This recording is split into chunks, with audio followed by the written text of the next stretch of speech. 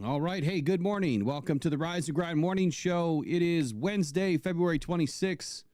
We're going to be kicking off a little bit of some truth serum session today. Apologize for the late entry. Obviously, we had some audio issues we're trying to figure out this morning. But Brad Holmes is the major topic of conversation right now. I can't say that I'm surprised by anything that he had shared yesterday. It wasn't a whole lot. It's not like press conferences of the past, but we are going to have a little bit of movie day today. So for those of you that couldn't join us yesterday while we were live trying to break down what Brad Holmes and Dan Campbell were feeding us, spoonful by spoonful, we're going to try to break it down a little bit more today. But we do have Lions news and rumors. We do have NFL news to get to. And we're going to do all that and more when we get right back here in about 30 seconds. Every day, thousands of people are discovering YOOPERLITES, Michigan's newest, funnest rock to go find on the shores of the Great Lakes. Don't go out with just any light. Try the Convoy C8 from YOOPERLITES.com. It's guaranteed for life, and you'll find all the ones everyone else misses. Quality UV lights that are perfect for YOOPERLITES with prices starting as low as $20. Please make sure to visit YOOPERLITES.com for all your UV flashlight needs with the best guarantees on the market. Just what you wanted and not what you didn't. The best quality, the best guarantees, and the best UV flashlights from YOOPERLITES.com.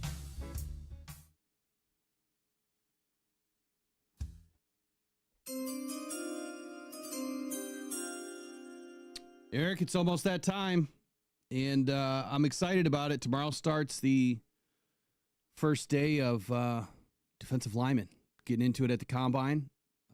Yesterday's conversation with Brad Holmes was enlightening. I'm already hearing and seeing that, people are trying to backtrack out of their stance, their takes, and, we can't believe, everything Brad Holmes tells us and blah, blah, blah, blah, blah. Look, when you're wrong, you're wrong. Just admit it. When you're wrong, you're wrong. It takes more of a man to admit fault than it does, you know what I'm saying, to go the other way and to continue to pound this SOL narrative, which I got to be honest, man, it gets tiring. It gets old. I said it the other day, and good morning, by the way, and I said it the other day that this is it's a new franchise, right? We got rid of all the old crap. We exorcised all the old demons and the curse and, Peyton Manning, the whole thing with that. And I think we need to do the same with the fan base. We need to purge these fans. We need to drown out these fans that just want to incite what I consider to be riots against our own team. Talking all this trash against Brad Holmes and what he can do and what he can't do, what he should have done. I mean, we're all going to have opinions, but I think that Brad said it best again yesterday. Look, these guys have not been ignored. They haven't been. It's just, how can you bring them in when they're not available? And, I got a couple of emails yesterday, and I appreciate the people that reached out and thanked us for the work that we do. Number one, number two, the fact that we're getting it right. And some of the things that Brad said yesterday are almost mirror image match things that I've said here over the last several weeks. And it makes me feel good that we're getting things right. It makes me feel good that we see the true potential of this team and this roster and where it's going. And we're going to get into that today. So before I get way too ahead of myself, how you doing today? Fantastic, man. It's supposed to be 40 degrees today. Then it's going to cool off for a while. But hey, we had 4 or 5 days of really nice weather. All the snow fell off the roof. Can't get any better than that. Springtime's coming. Yeah, it is, man. I'm excited about spring. I hate spring to a degree because it's so nasty and dingy and mucky, but it turns fairly quickly. You start to get out of the melting snow and back into some grass, and it's nothing better than the smell of fresh cut grass in the summer, man. So we've got a few topics we'll get into. Obviously, Brad Holmes is going to kind of hijack the show today. Dan Campbell didn't really have a whole lot to say, and then I'm going to say that the questions that were asked that we couldn't hear, go figure, were just terrible. They're consistently asking questions about coaches that are no longer with this team. I understand it. They're trying to get a pulse on who these guys are, what they really feel about them. But these questions should have been more about this year, this team. What is this team doing? What is Brad and Dan doing? we don't care about Ben anymore. Not that I don't respect Terrell Williams, but he's no longer part of this team, but I love the answers they gave. I didn't expect anything different. I thought that it was all above board, and that's what I expect. The patience that Dan, exercised, that Brad highlighted yesterday too, in finding the right coaching staff. I think we are in a much better position than we expected to be. And it just gives me more hope that we're going to hit the ground running this year. We've got a lot more on the horizon, a lot of untapped potential that we haven't seen yet. Just real quick, let us know if the audio is good. I'll check my side, but we've been battling some audio things, and I think we got it whooped. But anything you want to add while I'm doing that? Yeah. Did you happen to see that Benedict Johnson threw a little shade at Jared Goff yesterday?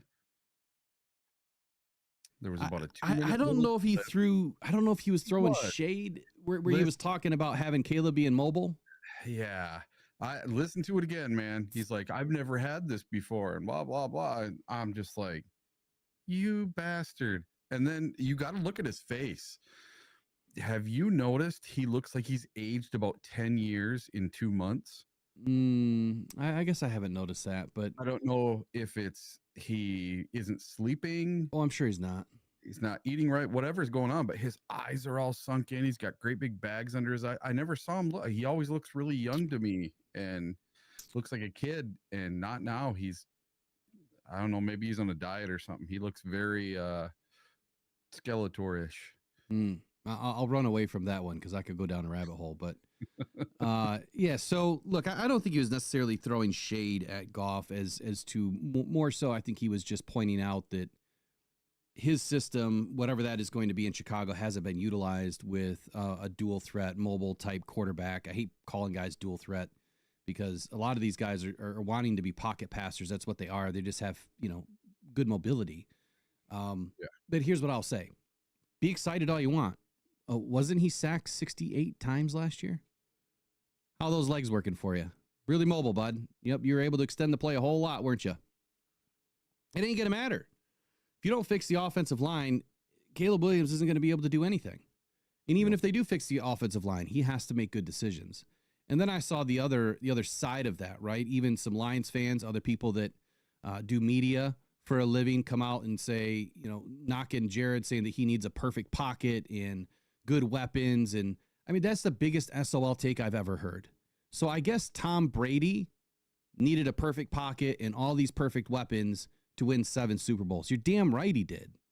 That's part of playing football. That's why you build a good football team. That's why you invest in the trenches. So to make that an indictment on your quarterback, this is the kind of crap that needs to disappear from Detroit sports. It is so bipolar that you love them when we're doing well, and then it's like one little hiccup, and it's like, oh my God, I told you so. He's terrible. Get rid of him. We need somebody else. Hendon Hooker should be starting. Come on. When we win a Super Bowl, I don't want any one of you at the party. None of you. I want the guys that, and the ladies and the kids that are supporting this team. Look, you can have an opinion, base it on facts, right? But don't sit here and tell me Jared Goff needs all of this perfectness to perform. That's why you build a team and a scheme. That just tells me you don't know what the hell you're talking about. So anyway, man, we're gonna get off sideways today. Okay. Yeah, but I got one more little tidbit that goes with this. Okay. So yesterday at LCA at the Pistons game, the Pistons are on fire right now. They've won 7 in a row or something, I think. And a Jared Goff chant broke out yesterday at the Pistons game. Now, it didn't last very long, but one broke out, and that is going to piss off one local radio host. Yeah. That's all I'm going to say about that. Jared Goff, let's go, buddy. So, hold on here. Hold the phone here. I gotta look up something. Hold up. Why don't you just roll into your first topic, whatever you got? All right, here we go. So NFL news. The Washington Commanders have granted 2-time Pro Bowl defensive tackle Jonathan Allen permission to seek a trade. The Washington Commanders have given permission for him to explore trade options. Allen is in the final year of his contract, and his 2025 salary is not guaranteed. The Commanders, having already invested in Daron Payne and drafted Johnny Newton, are preparing for a potential future without Allen. Trading or releasing him would significantly free up cap space, and numerous teams have showed interest. Discussions are expected to continue at the NFL Combine. So we'll talk about his contract and his situation for a second. Allen's contract is nearing its end, and his 2025 salary is not guaranteed. His high cap number, $22.47 million, makes him a potential cap casualty. A trade or release would free up substantial cap space, nearly $17 million for the Commanders. And if I remember reading right, that's about what it would cost the next team if they were to take him on his current contract for the year, is about $17 million. And the Commanders, they've already secured Daron Payne with a long-term contract. They did that last year. And then drafting Johnny Newton indicates a focus on the defensive line's future. The team is proactively planning for a scenario where Allen is no longer on the roster. Now, he is a two-time Pro Bowl defensive tackle with a proven track record. Despite a pectoral injury last year, he demonstrated his talent and durability. His 8-year career with the Commanders shows dedication. So he's been with the one team the whole time, doing pretty well.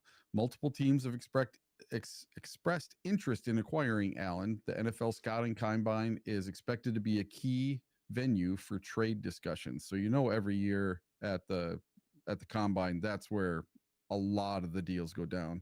So if you watched what's the NFL behind the scenes show with the teams, oh man, my brain's mush. What was the question? What's the NFL show that the Lions were on training camp? What, Inside the Den, Hard Knocks? What? Hard Knocks. So if you watch the Hard Knocks during the season during the off season with the Giants, when the GM of the Giants was making all his moves and he got burns from the Panthers, that started right at the Combine, where he's like, oh, really? That's really what it would take. So what would it really take to get burns? And it went from there. So I think that if you're going to make a move for somebody like this guy, no matter who your team is, and you want to get this guy from the Commanders, Jonathan Allen. Jonathan Allen. Yeah, I always get his name mixed up. But this is where you're going to do it. You're going to set the groundwork here at the NFL Combine. Now, could Allen be a fit in Detroit? Well, for one, Aleem McNeil, he's down for the count for a little while. I don't see him being back before October or November with this torn ACL. Would his contract make sense? For this year, possibly. And then what would the Lions have to give up in trade? That's the part I don't know. And with what Brad Holmes said yesterday, I don't see him going out for a high-priced free agent. It just depends on what the price would be for Allen. What do you think, Will? Yeah, let me add a little context to this. So this kind of rolls. I did a lot of work yesterday. Hopefully I'll be able to get some videos done because I've been lazy as hell on it. But the draft is different this year. Okay, so I want to shape this. I'm going to start with the draft. I'll work back to Jonathan Allen. The draft kind of sets the tone for trades, right? Team's going to trade up, team's going to trade back. Where that vehicle really gets running is quarterbacks. Is this a quarterback heavy draft that has some really good prospects? No. So that means moving up from, let's say, 28 to 16 is not going to cost as much as it did last year. And it's probably not going to cost as much as it did even 3 seasons before that. Whatever the best quarterback drafts are, those are the most expensive drafts to move forward. Conversely to that, I feel that the Lions have an opportunity to move backward. And I was going to save this for later, but at 28, you're probably looking at a Jackson Dart, a Jason Milroe, or Jalen Milroe, someone that is a second round value, maybe even a third round quarterback, but a second round value and a team that's needy for a quarterback, that needs a quarterback to develop, the Lions could trade out with a team that wants to get that 5th-year option of control on that quarterback. And why am I saying all this? Because this is a defensive line heavy draft. This draft honestly is very deep at D line and D tackle, edge, even at linebacker to a degree. So what is that going to do to players like Jonathan Allen that are potentially up on the trade block? Well, teams that can go out and find a really good rookie, they're not going to overpay for somebody like Allen that, according to Spotrac, has a $20.1 million cap hit this year and $22.4 million next year. So where this guy maybe would attract at least a second and a third, I would think. Maybe it's not. Maybe it's a second and a fourth. I don't think it's a first. I don't think that he's going to garner a first-round pick at 30 years old with 3 million, 44 million left on his contract for the next 2 seasons. Yeah, you could probably bring him in, rework his contract, kick the money, down the road, because there's no void years in his deal. None. He's a restricted or unrestricted free agent after 2025. I apologize. There's not 2 years. There's 1 year left. So he's a 1-year rental. So if you bring him in and re-sign him for 2 years, you lower the cap hit, and then you get an out next year and you have an exit strategy with him, then it makes sense. But what I'm saying here is this draft, and you're completely correct, the first conversations, they started the past couple of days in Indy. That's where, and anything that happens at St. Elmo's every night at the steakhouse, that's where the conversations are. Trust me, I tried to get reservations last year, not happening.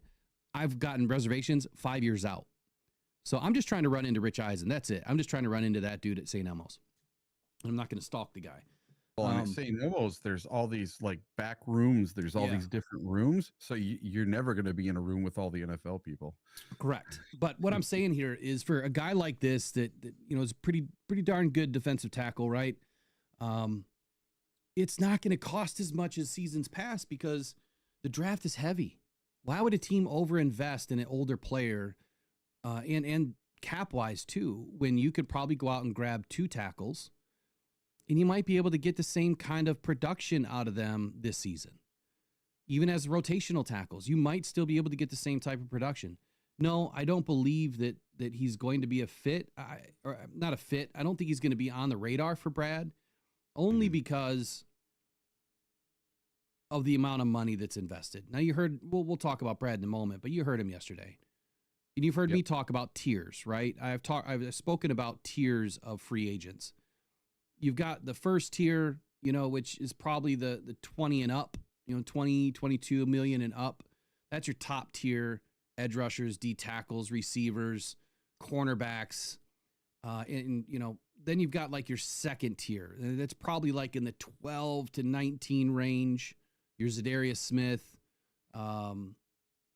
linebacker Zach Bond, others that are not coming to my mind right now. Then you've got like third tier, which is going to be your probably $6 to $11 million guy, or $6 to $10 million guy.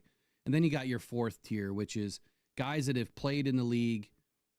They're doing okay. They're more of a rotational player, but they're not really an effective starter, but they deserve, a few $1,000,000. So to Brad's point yesterday, what means that he's not spending money? He spent some good money on Zadarius Smith. He spent some good money on DJ Reader. Does that mean that he's not willing to spend money? No. It's just making sure that it's the right pick. It's the right opportunity, the right player at the right time for the right type of cap situation that they're in. So to wrap this up on Allen, I think he's a phenomenal athlete. I think he's a great player. He's just getting a little bit older. I think that he would blend well on this team. I think that he would fit well. I just don't remember a lot of the headaches or other issues that he's caused Washington, because this is not the first time that this has come up, right? I think it came up last year, and if not the year before, where he wanted out or was seeking trade or whatever. And of course, everyone was talking about it then, and it just didn't happen. So if it didn't happen then, it has to be extremely attractive for it to happen now to Brad, in my opinion. But anyway, whatever you want to wrap up on that. Yeah, so we need to have a conversation. It's more about the marshmallow test. It's whether you want your marshmallow now or you want to wait and get 2 or 3 later. Right. And there are so many fans that don't necessarily fail the marshmallow test, but they want their marshmallow now. They don't want to wait and see what happens and get 2 or 3 down the road. Well, I'm sorry to tell you, Brad and Dan have no issue waiting to get their marshmallow and wait to get 2 or 3 down the road instead of 1 right now. They're not going to spend their money just because they have the money. Yeah. So MP in the chat, I guess he's or she, whatever you are, is a Bears fan. Bears fan must be. So just want to remind you, the last Super Bowl that the Bears won was almost 40 years ago, buddy. And you finally had a quarter. Did Caleb Williams even throw for 4,000 yards this last year? Was he the first Bears quarterback to ever do that? No, he hasn't. He was 3,000 something. Yeah, so you still don't even have a 4,000 yard quarterback. So look, your paltry team is really not much different than the Lions. The only thing that separates you is you've had a Super Bowl, but you've been pretty much irrelevant for decades, and I don't think that that's going to stop. We recognize and accept that the Lions have been feudal for years, for decades, haven't done anything, but we're finally on the come up, and you're getting our scraps. You know, Ben Johnson, he's scraps to us now. We're on to bigger and better things. Yeah, I'll say this. So, our trophy case may be empty, but you know what? It just tells me that you're really enjoying that season sweep. Yeah. Exactly. Yeah. Hey, here's $1.99 super chat. Lions has a losing record versus the whole division. That's some great English there, buddy. Yeah. Enjoy the sweep. Thank you for the donation. Yeah. Appreciate it. Have a good day. Stay in the chat. Just try to be a little bit respectful, but we don't care if you guys have a fun time going back and forth. Is that Broski Bear in the chat? Is that who it is? Is that who he's disguised as? It might be. We haven't seen him for a while. Yeah. So, all right, so since he brought up a point, and saying that, or whoever brought up the point, talking about Jared Goff, that person will be, remain nameless. I noticed it last night or today or whatever. Let's talk about mobile quarterbacks for just a moment. Let's talk about the quarterbacks that have won Super Bowls. Have y'all ever looked at the starting quarterbacks of the Super Bowl and how many have been won by non-mobile, non-dual threat quarterbacks? However you want to define the term. Here, let me share. Now, the last few seasons, it's been inundated with Patrick Mahomes and now Jalen Hurts. So you've had 3 quarterbacks that are definitely mobile. Jalen Hurts had the most rushing yards in a Super Bowl by a quarterback ever. That should tell you something. He has 72 yards and I think in a touchdown. What does that tell you? Just because you're mobile, just because you are a dual threat, doesn't mean that you're going to do it in the Super Bowl. So that's meaningless to me. But let's walk back a few years before that. Matthew Stafford in 21. He's not a dual threat quarterback. How about Tom Brady? Well, then there's another Patrick Mahomes, then Tom Brady, then Nick Foles, Tom Brady, Peyton Manning. I mean, he was the biggest statue. Tom Brady, Russell Wilson, he was definitely mobile. Joe Flacco, Eli Manning. I mean, come on, really? Aaron Rodgers, Drew Brees, mobile, not dual threat. Ben Roethlisberger, Eli Manning, Peyton Manning, Ben Roethlisberger, Tom Brady, Brad Johnson, another statue. Tom Brady, real mobile. Right. Trent Dilfer, Kurt Warner, John Elway back in his day was definitely mobile. Hey, Trent Dilfer, his defense won the Super Bowl for him. Right. So I guess what I'm saying here is you can go back, and I think that, going all the way back to 1990, Jeff Hostetler, Mark Rypien, Troy Aikman. Yeah, he was mobile, but he was not a dual threat. Steve Young was the more mobile quarterback of that era. Yes. He was probably one of the most mobile quarterbacks in those decades back then in the 90s. And Brett Favre in his heyday, he was mobile, but he's not a dual threat. He was a pocket passer. I mean, he's more than a pocket passer. Dude could pass it from every angle possible. So the point that I'm trying to make, and I'm not going to do the math this morning, but I'm just going to throw a dart at it. I'm going to say that 95% of the quarterbacks that have won the Super Bowl in the NFL are non-mobile dual threat quarterbacks. You've got a trickling of them over the last decade, where there's been more in the last decade than ever before. It does not mean that anything has changed. Nothing has changed. Pocket passers are the identity of the NFL. If you cannot throw the football, You will not win football games. Look at Jaden Daniels. The dude can move. They use an RPO system. They're clearly trying to use his legs, but that dude can throw the football. He can spin it with the best of them. And he's going to want to throw that football well before he's going to want to run and tuck that football and get loose with it. So I'm not going to continue to argue this with people. Just go look at the stats and the facts of how many statues have won football games. And now how many statues are made for these quarterbacks that have won Super Bowls. Just saying. And who's the only quarterback to ever to go to undefeated in the regular season? Yeah. It was a statue. It was Mr. Tom Brady. Yep. And he averaged 29 rushing yards a season. A season. Not a game, a season. So, and then earlier someone said that Goff is nothing without a top 5 offensive line. Well, I'm glad that they were ranked number 6. So he clearly was able to do better with the 6th rated offensive line this last season. Best season in his history, one of the best seasons in Lions history. Multiple franchise, multiple NFL records. I mean, dozens of records smashed this last season. We're going to get into Brad Holmes here in just a few more moments. Let's see what's up next here on today's sheet. Well, since we're talking about Super Bowl, why don't we do this next NFL news? Sure. All right. For months, the rumor mill was churning.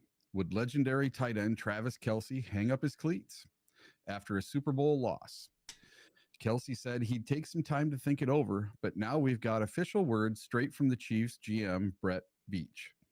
At the NFL Combine, Kelce is back, and he's fired up for his final contract year. So that means Kelce will reunite for one final season with Mahomes and the Chiefs. So Kelce is coming back for one more season. They're going to try to run it back one more time. It's probably a really good thing for the NFL, seeing as his girlfriend has helped make over $1 billion for the NFL. So it's a good thing. Get more eyes on the sport, get more people watching. I don't know about his productivity because I know he's slipped the last couple of years. He's been going down and down and down with touchdowns and his yards. But I'm sure he's still a good, serviceable tight end, especially with Mahomes. And I know Mahomes doesn't want him to go anywhere. But I would suspect that the Chiefs this year draft a tight end. I'm not out on that theory either that they should probably draft a tight end. It just depends if there's going to be a Colston Loveland or a Tyler Warren available at the end of the round, right? End of the first round. Mm-hmm. Doesn't mean that you can't find another tight end in the second round, but I don't really know where the Chiefs picks line up. I don't have it in front of me, but I would say that tight end's definitely going to be on their list of players to grab this season. He's coming back. He wants to run it back one more time. We'll see if that stands. We'll see if he makes it through camp. He was kind of looking. He's taken on a different identity. You notice that about Kelce? Yeah, like in the Super Bowl when Mahomes was running around and he just stood there like this. Well, not so much that. I'm just saying, like, he's totally changed the way he looks, the way he dresses, and it's all because of Taylor. Yeah. You know what I mean? He's almost looking a little bit more soft and not football guy. You know what I mean? Came in looking like a 70s porn star to the Super Bowl. With exactly. And before that, he had a shaved head, didn't care about anything but playing football. Yeah. And so maybe, he's getting a little bit, soft.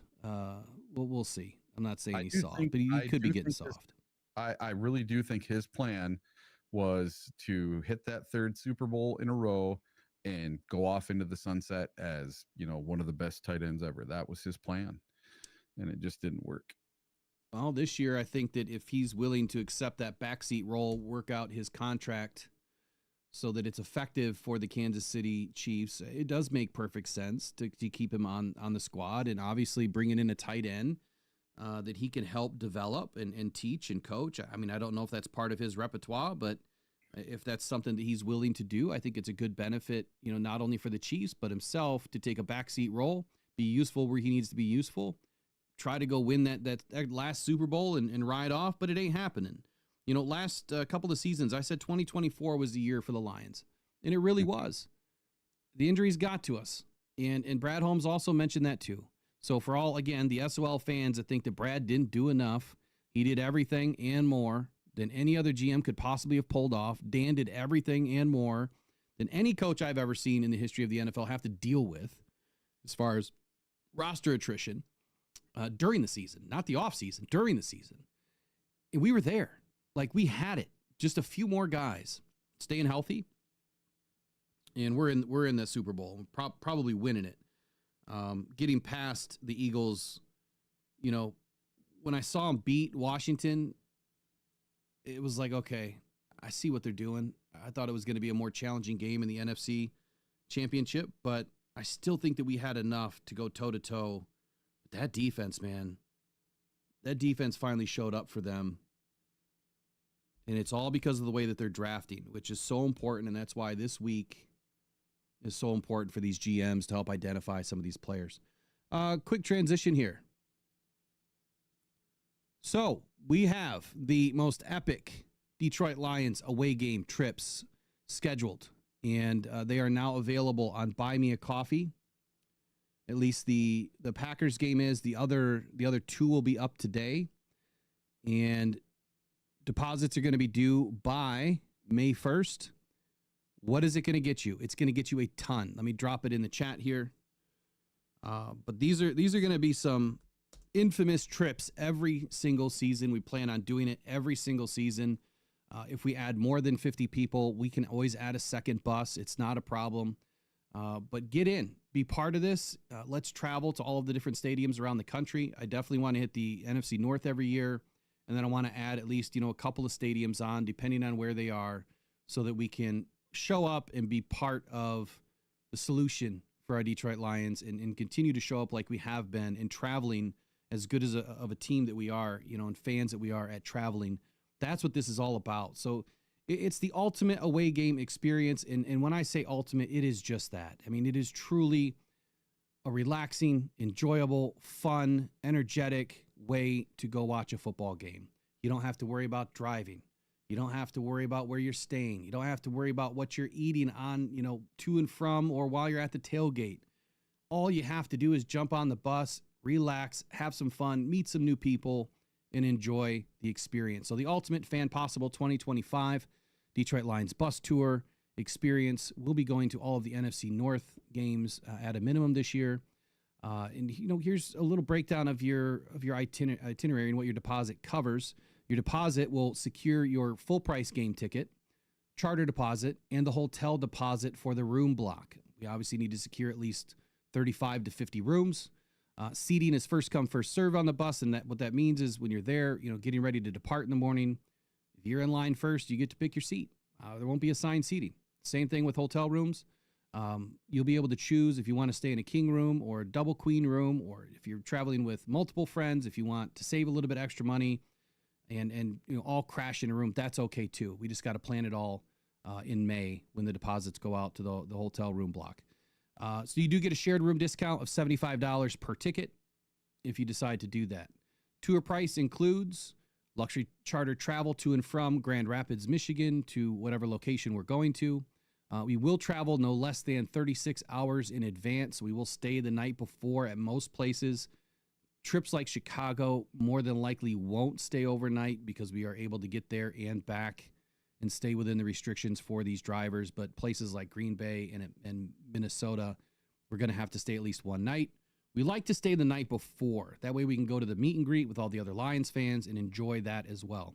You also get a Honolulu Blue Standard all-inclusive plan, which is all onboard refreshments, snacks, box lunches, all included. And these aren't just regular box lunches. Like, there's going to be so many different choices of snacks and anything that you can eat, chips, granola bars, you name it, candies, it's all in there.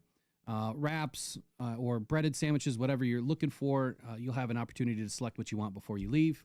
You also get a raffle ticket for Lions memorabilia. We're talking like big framed art here. So, game-worn jerseys, autograph stuff from Aiden Hutchinson, Jameson Williams, whoever we're going to get that week, will have an opportunity, or you'll have an opportunity to win it. One ticket is included with your game purchase. You get a custom t-shirt that says that you were there and part of the Fan Possible 2025 mission. which is to support Rockhound Cancer Foundation and also create more superfans just like you. You're going to get a Lions grab bag with little, trinkets and stuff, game-worn pin or game pin for that day's game. Sign-making materials. We're going to give everybody an opportunity to make a sign so we can hold it up, during the game and attract some attention. We will be working with the organizations around the league to make sure that we can hopefully get on a little bit of airtime. And then Mission Barbecue. So in Wisconsin, Mission Barbecue, it's a great mission. It gives back to our veterans, and that's why I chose them to partner up with Rockhound Cancer Foundation. They will be doing all the catering for us. So, all the barbecue you could want and eat will be there. The catered tailgate includes ribs, brisket, pulled pork, sausage, buns, rolls, cornbread, coleslaw, Maggie's mac and cheese, baked beans, sweet and regular teas, lemonade. You can make your own Arnold Palmer's, whatever you want. All the non-alcoholic drinks are included as well. Final payments due 61 days before we leave for each game. Please see all the additional terms and conditions on buymeacoffee.com/Rockdown. And I'll pop this in the chat for you guys so you can take a look at it after the show. I'm excited. It's going to be our first year doing this. We tried to do it last year. Just wasn't working out because I didn't start it early enough. But now that I got my ins and outs with the leagues, made some friends, some contacts, I know when we have to be prepared for this. So get your tickets today. And as far as tickets go, just so you guys understand, these tickets cannot be resold because these are group tickets, group rates, part of the season ticket holder program. We can't resell them. So I will hold all the tickets in my Packer account, Bears account. I have to create an account for each one. And then when we get there at the hotel, well, I know you're not going anywhere, then you get your ticket. Because if you resell it somehow, I will lose my ability to do these trips. So we'll hold all the tickets. Obviously, you'll have your confirmation. You have to get to Grand Rapids. So whatever travel plans you have to make to get there, just get there. And then we'll be leaving. Designated times are to be determined. Obviously, the schedule doesn't come out till May 15th. But we have to be ready. Deposits have to be in. We're not going to shell out $15,000, $20,000 of deposits and hope that people pay. So these first deposits will get you in. All right. What's up next? All right. So this one kind of leads into what's going after. The Browns GM, Andrew Berry, says that the team's stance has not changed regarding Garrett. So speaking at the NFL Combine, Browns GM Andrew Berry toed the company line, saying that the Cleveland Browns are determined to retain Myles Garrett despite his reported trade request. General Manager Andrew Berry has repeatedly emphasized Garrett's importance to the team. Garrett's exceptional performance and contract status make him a highly valuable asset, and the Browns are holding firm against any potential trade offers. They're not going anywhere. He's digging in his heels. They're saying the right thing. They're towing the company line. I don't see the Browns trading him to anyone. So I think, to add a little bit more context to this too, I listened to a few things surrounding this yesterday. And I guess my whole opinion on this is, are they digging their heels in and saying no? Or the offers that he's already received while, in Indy and before arriving to Indy, I would probably say he hasn't had the right offer yet. I don't think that they're going to want to keep a guy on the team that doesn't want to be there. Now, Myles Garrett clearly doesn't agree with the direction that the team is going in. And that's what he set in advance months ago. And he said, look, if I don't agree with where this team is headed, I want out. And it wasn't even like 6 weeks later. He said, I want out. So if he doesn't agree with where this team is headed, then why keep him? Why keep somebody on your team that really doesn't want to play?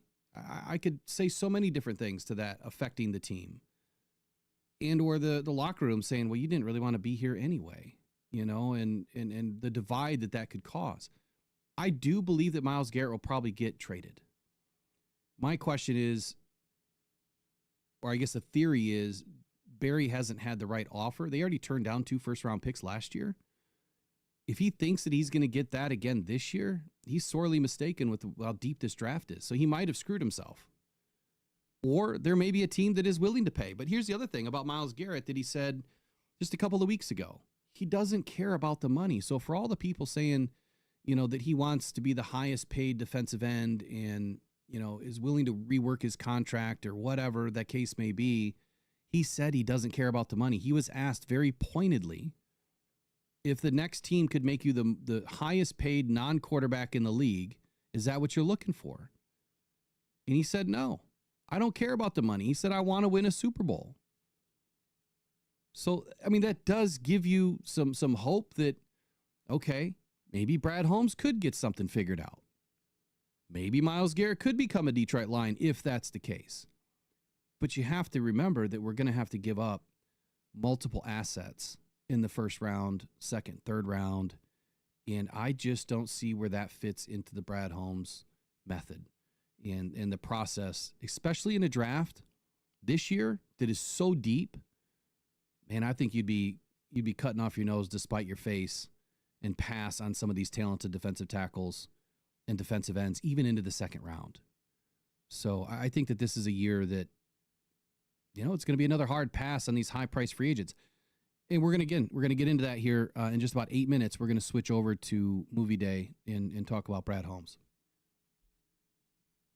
So I'm not totally out on the theory that he's going to get moved. I'm more out on the theory that there's a snowball's chance in hell that he becomes a Detroit Lion. I just don't see it happening. And it's partially because of what he said yesterday. I had another topic in here. I don't know what happened to my sheet. Hold on. I got a few things, just small things from the internet. Yeah, give me 1 sec to take a look. Okay.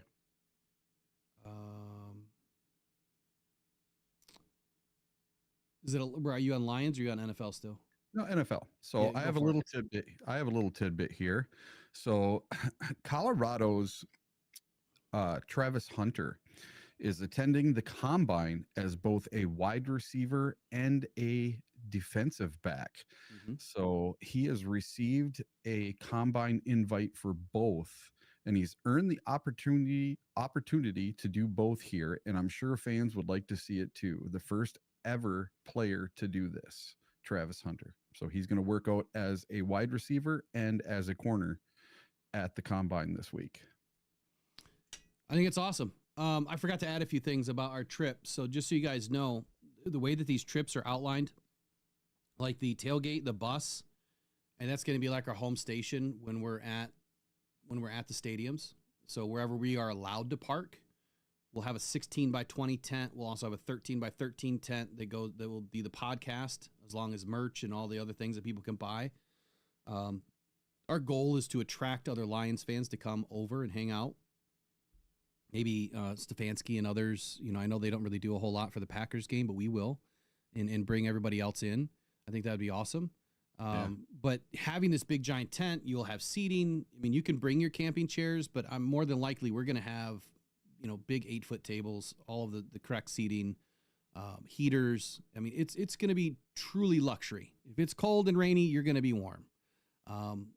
It's going to be so fun to be able to just relax and do this. I'm going to have to do a lot of work. It's okay. I just need, an hour to do the podcast the morning of, but the goal is to get all of you guys and your takes that join on the show, recording to and from the game, doing this stuff together and showing the rest of the world who some of the best fans of the Detroit Lions are. So we'll have everything set up. It's going to be a really fun, luxurious time surrounding football, friendship, camaraderie. It's going to be a great time. What else did I have to share? 3.5-star hotels. So we're not staying at junk hotels, no Motel 6, right? No, none of that crap. We're going to be staying at really good hotels. That way it's more peaceful, right? You have more amenities available to you. And I'm working out all of this stuff with, the hotel chains and that so that we get good pricing. At $11.50, I want you to think about something for a moment. Your average ticket to sit in a good seat is about $250 at Green Bay at a minimum. We know that Lions tickets are extremely expensive no matter where you go now. Wherever the Lions are playing, those tickets are almost double what they normally are. So if it's the Bears, the Packers the week before, you get a ticket for 100. The next week, if it's the Lions and the Packers, it's $250. So if you add that to the cost of travel from Grand Rapids, just that alone is about $500. And then you add a hotel, that's about $700 just for one person to go to the game. And then you add another ticket, or then you add in food and all the other stuff. You'll probably spend $900, $850 just going to one game by yourself. Another $200 will get you a luxury catered tailgate with turned up tailgates and 50 other super fans hanging out with you having a good time. So it's not a huge moneymaker. Any of the profits that we get will be directed to Rockhound Cancer Foundation, and all of that stuff will be made public this year at some point once we get to that point. All right, let's talk about this next topic here. Right. So I'm going to dip into a little bit of Lions news for a moment. And we're going to roll with Brad here in just a few moments. But the Lions are entering a new season, all right, with a new vision. And it really starts, and it starts to get prepared at the combine. So the team has undergone significant changes already. We've got the revamped coaching staff. They're focusing now on strengthening the roster, trying to figure out who's going to stay, who's going to go. And there was a couple of articles out there that put this current status of the Lions roster and the way that the team has been reorganized with new coaching, staff and all the changes and potential draft strategies as a positive, right? We're headed in a positive direction. But here's some of the key points to remember for this season, right? Coaching changes. The Lions now have new coaches following the departures of key coordinators like Benedict Johnson and Aaron Glenn. Obviously, they both secured head coaching positions elsewhere. Wish them nothing but the best. But now you're our enemy. It's okay. It is what it is. The Lions are going to be fine. I think that we've actually stepped up and elevated this team with guys that want to be here and people that know what they're doing. And I think that you're going to see a different style of an offense, different style of a defense to a degree, but largely it's all going to stay the same.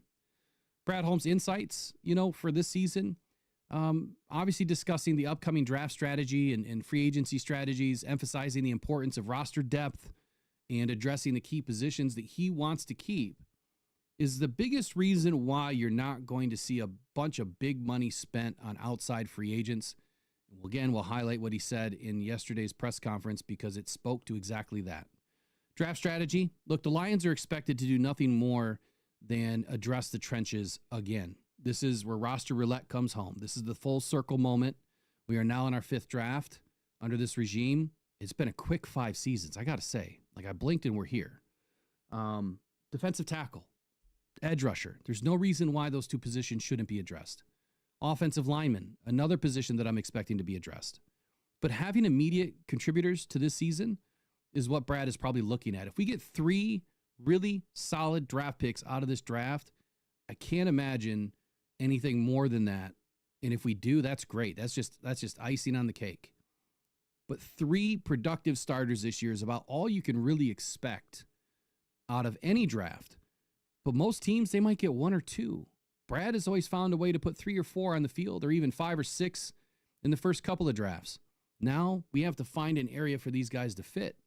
So the draft strategy is probably going to be a little bit more refined, could be a little bit different than what we've seen in seasons past. Profiling the players, the prospects, highlighting them as potential fits for the Lions. Obviously, we're going to have a high emphasis on character and leadership qualities. Those are the 2 that will never go away for this team. Future outlook, I think the combination of the new coaching staff and the strategic roster decisions that are about to be made will significantly impact the Lions' performance in 2025. This is not just a go all in and go for it all type of season. This is a go all in and go for it next 5 years type of strategy. The Lions are finally at the point in their roster building where they can take some bigger swings.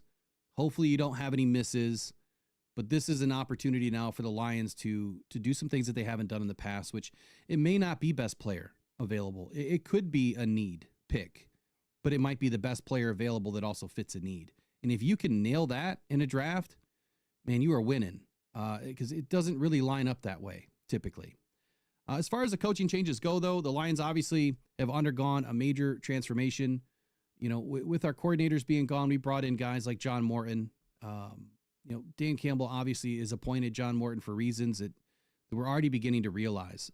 The guy has extensive experience, maybe not as much as play calling, but he has extensive experience even as an offensive coordinator, but he's more of a newer offensive coordinator from my opinion. Calvin Shepard as the DC, I think this was a no-brainer. I think that myself expected Terrell Williams.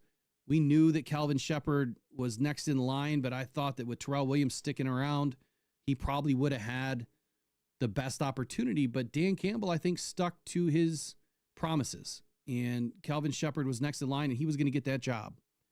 So that's why I believe Terrell Williams has left. It wasn't for any other reason of money. He got an opportunity to be a DC in New England, and he took it because he wasn't going to get that opportunity in Detroit. So understanding, the promotion here, it was always in line for Shepard, and I think it was a great decision. I think that the coaching changes really reflect the belief in the importance of continuity and familiarity within the coaching staff. It's helped us so far. It's a broader vision, bringing more expectations to what our coaches can do and perform for this team, how they can perform for this team. Brad Holmes' insights again.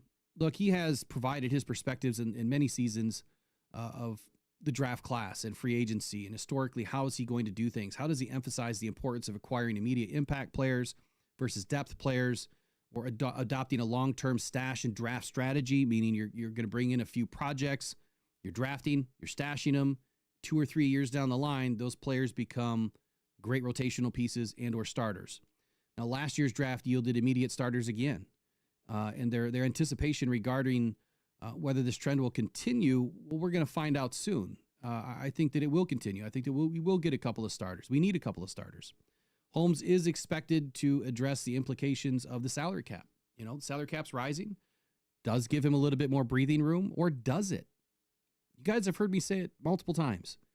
If you want to keep the guys that we've brought in, the guys that have impacted this team thus far and helped us win football games, at some point you're going to have to give up going after those high-priced free agents, which we have never done. And I don't think we ever will do, because like Brad said yesterday, if you want to keep these players, I can't bring in the other players. There's no room. So, hold on here. I just had an issue. I think we're good. Draft strategy. I think this one's pretty simple. I think a lot of us understand that going after an edge rusher, defensive tackle, offensive line are the 3 key positions that need to be addressed. Aiden Hutchinson's still recovering from an injury. Obviously, the uncertainty surrounding Zadarius Smith's contract situation, I think, is more. Look, I don't think Zadarius Smith's issue is well defined enough that he's going to not be on this team. I don't think it's as big of an issue as other people are making it out to be. I think that his contract is affordable. I think for the production that you're going to get and the possibility of him playing opposite of Aiden Hutchinson is what I think a lot of fans have been waiting to see, is someone that does have the ability that he does, the talent that he has. He's a little bit older, but I don't think that he's slowed down at all. And when you have to pay more attention, to both sides and your defensive tackles, I think that this gives us an opportunity to bolster around both of them. And maybe you find another starting edge out of this draft. I don't think it's going to be a Mike Green, even if he slips to 28. I think he's too raw. I think Shamar Stewart is way too raw. I think both of those guys, I know that Mike Green is been touted as a top 10, top 12 pick. I'm not as confident. He might go that direction, but I don't think that he's going to come out this year swinging like some of the other edge rushers that are available later in the first and even into the second round will be. And Shamar Stewart's definitely raw, way too raw. Defensive tackle, look, we have some potential challenges here. Ali McNeil and Mekhi Wingo, season-ending injuries from last season. The potential departure of Levi Onwuzurike as a free agent. I mean, it only adds to the chaos here on the defensive line.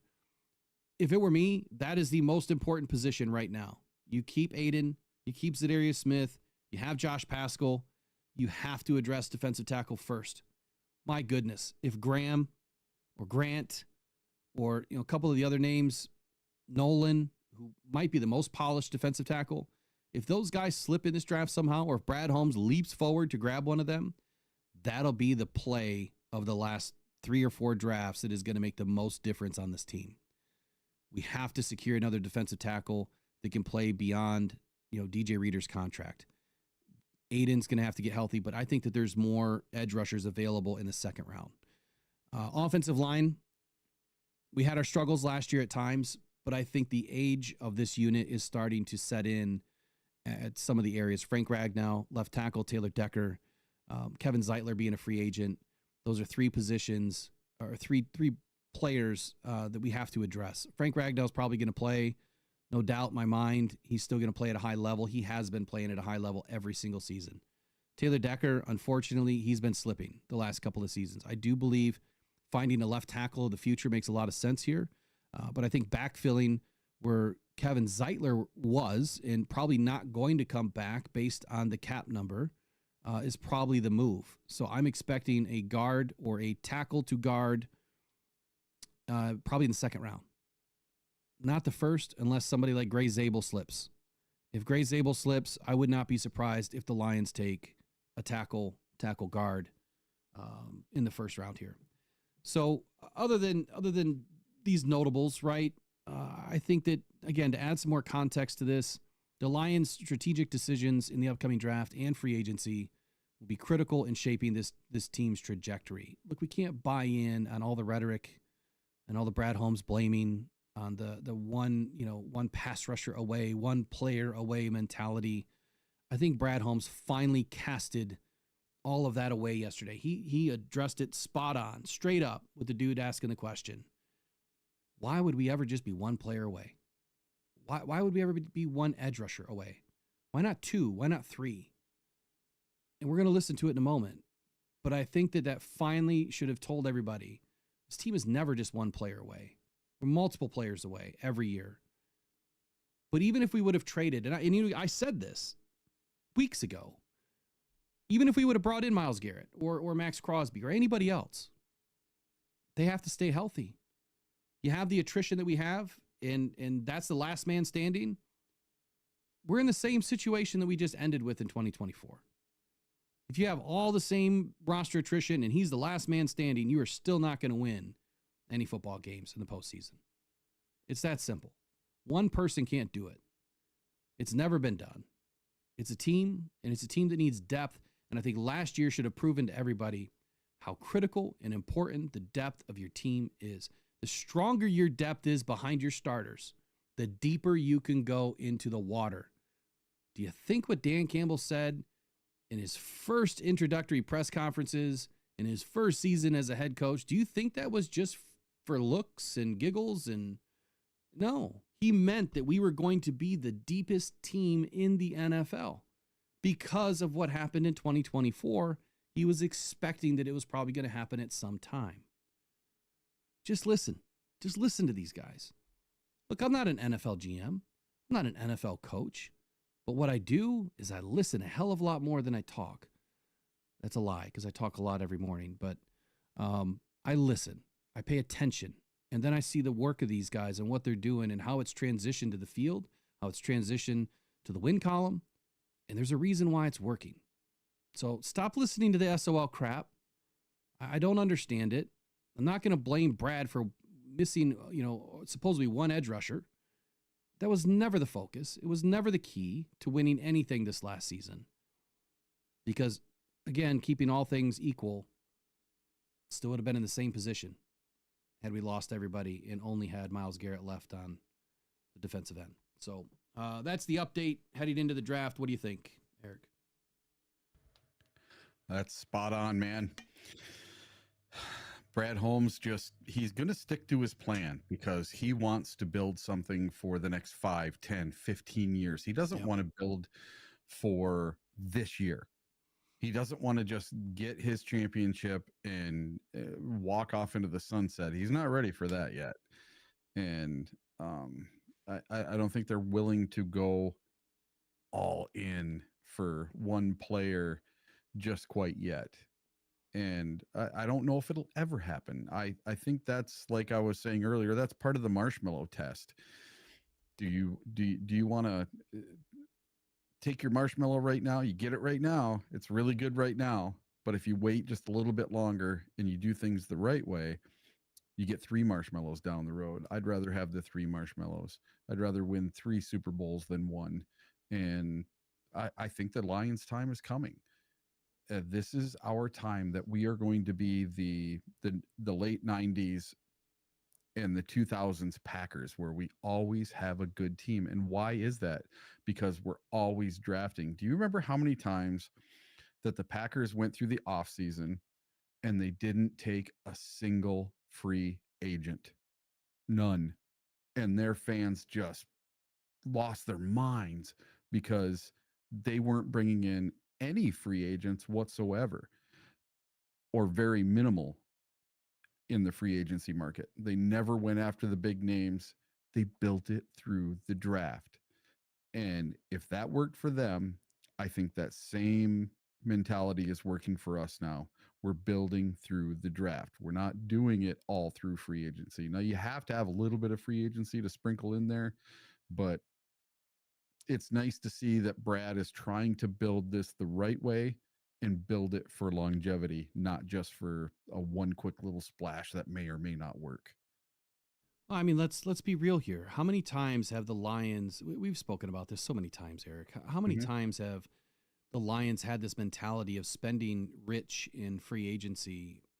Has that ever executed a Super Bowl berth for us? No. Yeah, how'd Trey Flowers work out for us? Right, or Landon Collins or anybody else. All the expats from Patriots did not work. If anything, it set us back. And I don't think I need to keep reminding people and pounding the drum. The Lions had zero money in 2021. Literally zero. I mean, we are so upside down on contracts. We had a very old roster from 2020. We had to purge. And when you purge and you finally get healthy, it's like, let me ask you this. When you wake up in the morning, let's say you have a negative bank account status, right? Not saying that anybody does, but let's say you wake up, you've got a negative in your bank account. Do you go out and write another check that you can't cash? No.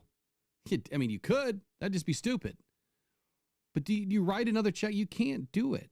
So when you wake up as a GM of the Lions team in 2021 and you look at your financial reports and you're like, damn, we got a bunch of negatives. And we got a bunch of dead weight on this roster. We have to purge.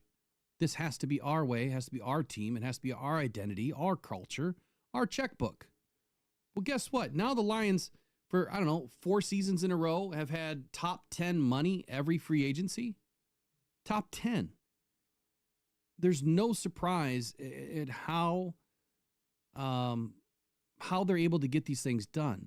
Brad will spend all of our cap in free agency, and the next thing you know, a few weeks later, he's replenished it by making the right moves. I think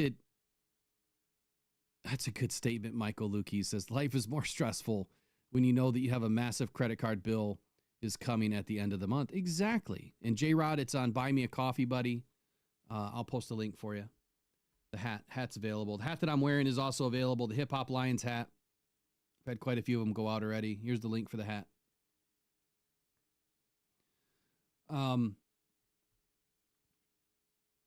You don't want to be indebted up to your eyeballs.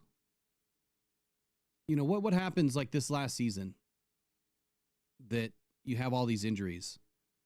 How in the world are you going to go in and pull in all these guys off the streets? How are you going to go in and pull all these guys off practice squads? How are you going to go and trade for Zadarius Smith or whatever, right? You got to have the money to do it. If you don't have a kitty of about $20 million heading into the trade deadline, and you're a team that is making a run, and you have to do something because you've lost some guys, well, spending big in free agency now may prevent that from happening later. Just because you're healthy in August doesn't mean you're going to be healthy in October. But spending all of your money in free agency will definitely limit what you can do. To take that the next step, we want to keep Aiden, right? I mean, a lot of us would love to keep Kirby. But at some point, like Brad said yesterday, you can't keep everybody. You just can't. It's not possible.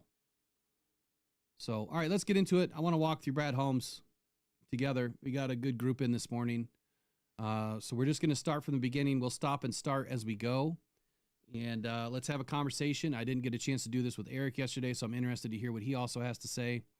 But again, you're going to hear some things that I have said. And if you've watched this channel for a long time, you almost hear verbatim coming out of Brad Holmes with some of the things that he said yesterday that I've been mentioning for a while now. It does validate, it does make me feel good that we're doing the right work, that we're not steering you the wrong way. I'm not here to entertain, right? Eric's not here to entertain. We're just some of the most loyal Lions fans, just like you. My only focus in doing all of this was truth, transparency, honesty. And I know people have stolen this slogan from me, but bridging the gap between the fan and the team, that is my identity for what this channel is. That's all that it's ever been. It's not about money. It's not about anything else. It's about doing what's right and trying to steer the ship the other direction away from the SOL fans. So let's get into it. Brad Holmes, yesterday's press conference.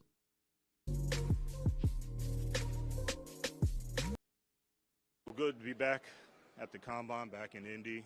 Obviously, you know, it's a college draft event, but a lot of free agency prep is continuing on here. A lot of work's already been done, so you know, looking on to get started at year 5. A lot of work's already been done, just like I said, but excited to continue on. Questions? In 2023, it seemed like you were looking for offensive weapons. 2024 was about fixing the secondary. Yeah. Do you find it easy to kind of compartmentalize on positions and maybe forget about other ones? Or, you know, how do you combat that? Yeah, you know, so last year with the secondary, I think I said it after the draft that, you know, we have been looking to add future in youth at the corner position for really since we have been there, and it just never lined up. We just, we're not a needs-based drafting team. We just, get the best football player for us. So we don't really get too fixated on positions, but I will say that one, it just kind of lined up perfectly because of what we went through. Okay, quick pause. So you just heard Brad say that we're not a needs-based drafting team. If you remember what I was saying earlier, where I think this could be a different philosophy for Brad this year. He may absolutely draft for a need, at least with one pick. And whether that happens to be an edge rusher in the first, a defensive tackle in the first, or an offensive lineman in the second, whatever you want to call it, they're all needs. He wants the best football player. But I think this year we may see a little bit of change. And that's why my next mock draft is going to start to make more sense.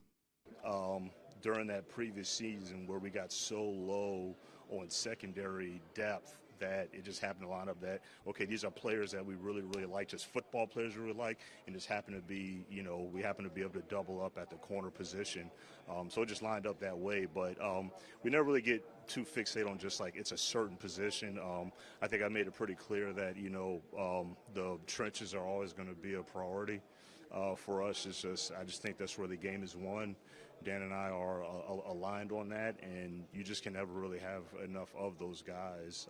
But it's probably a long-winded answer, but hopefully that gives you, yeah. Same with the trenches.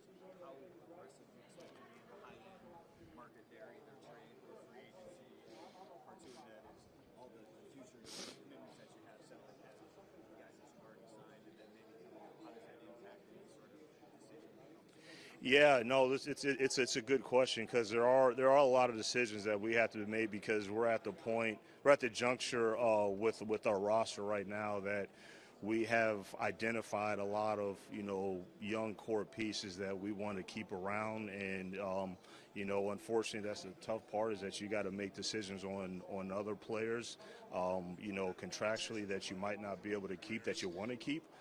So it's not, more so due to you don't want to have the players anymore, but you just can't have everybody.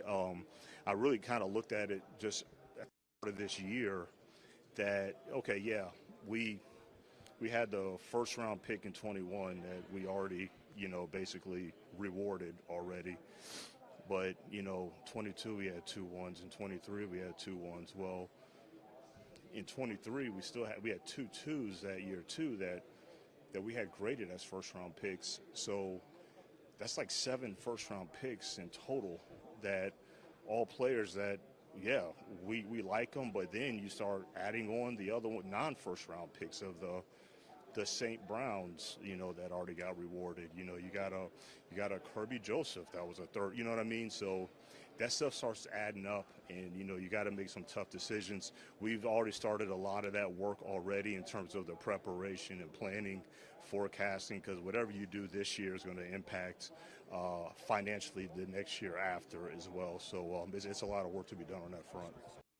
Okay, I think this is another good area to pause. So Brad mentions, obviously talking about the cap consideration for not only 25, but 26, the players that they identified throughout these drafts and where they were picking and how it was important to not only find, identify, bring these players in, guys that fit the team, but also talking about how you retain these players. And I think there's a key part of this conversation here. When you go back and look at 2021, so we brought in Penei Sewell, he's been rewarded. Well, nobody expected Amon-Ra St. Brown, other than Amon-Ra St. Brown, to become one of the best wide receivers in the league. So that's a bonus, right? That's a huge bonus. But now what has that turned into in 2024? It was we just gave him $30 million a year. And you just gave Penei Sewell, I think, $25 million a year, whatever it was. Where maybe you only expected to pay Penei Sewell, you got a bonus out of Amon-Ra. Oh, wait a second. You had a Lee McNeil in the third round, and you just paid him $24.5 million or whatever it is. 3 players out of the first draft you just committed $65 or $70 million to. That absolutely affects what you're doing going forward. Well, then he followed that up with, well, we had 2 1s in 22. We had 2 1s in 23. You're hoping that if you've done your work and these guys work out, well, right now, Aiden's up for an extension. So that's player number 4. Jahmyr Gibbs is definitely going to get paid. That's player number 5. And then you go back to Jamison Williams. So he's the only one that's probably on the iffy list, if he will or if he won't get paid. That's yet to be determined. If he'll get traded. I mean, those are real conversations that will happen later. But then you've got Sam Laporta and Brian Branch out of 2023 that were second-round picks that they had first-round grades on. So you got 4 first-round picks out of 2023's draft is what you got. Hendon Hooker, whatever. But we got 4 first-round picks. So people that are talking trash about Broderick Martin, Kobe Sorsdahl, he hasn't done anything, but you don't hear me trouncing up and down on the guy. But we got 4 first-rounders in 23. How can you say that Brad missed anything? He turned 2 firsts into 4. Matter of fact, he turned Matthew Stafford into 6 first picks, 6 first-round grades that have all hit. So when you look at the financial impact moving forward, this is exactly why you won't be able to spend in free agency. And I've said it before. I mean, you guys can all raise your hand and tell me how many times you've heard me say this. What we've already done is going to lead us into the future by building a core. And what Brad will say soon is you've identified the guys that work. You've identified the guys that play at a high level. Have already done it on the field. Why would you want to bring somebody else in that you just don't know yet? You don't know if it's going to work. Yeah, they may be doing it for the Browns or the Raiders or the Commanders or wherever, but you don't know if they're going to do it as a Detroit Lion. Are you willing to commit that kind of money to somebody that you just don't know? Just because of what they've done on the field for another team doesn't mean they're going to do it on the field for your team. And I had an example in my mind from last year to this year. I'll come back to it. But Eric, give me your thoughts on what he has already said right now that, they hit on a lot more players. I don't think he didn't expect. I think he absolutely expected these players to hit. But the financial implication now of having to pay Brian Branch, Sam Laporta, Jack Campbell, Jahmyr Gibbs. Jack is on the iffy list right now. He's playing well, but he's not necessarily due for an extension next year just yet. But what do you think he's saying here? And what do you think about the picks in the future? Yeah, well, just like we were talking about, Jack and JMO.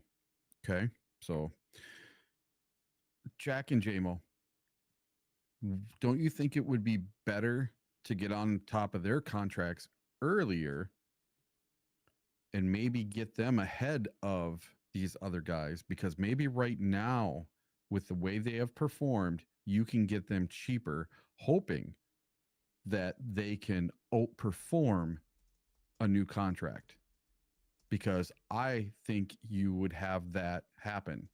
I think Jack is going to be incredible in year 3 and year 4. He only gets stronger every year.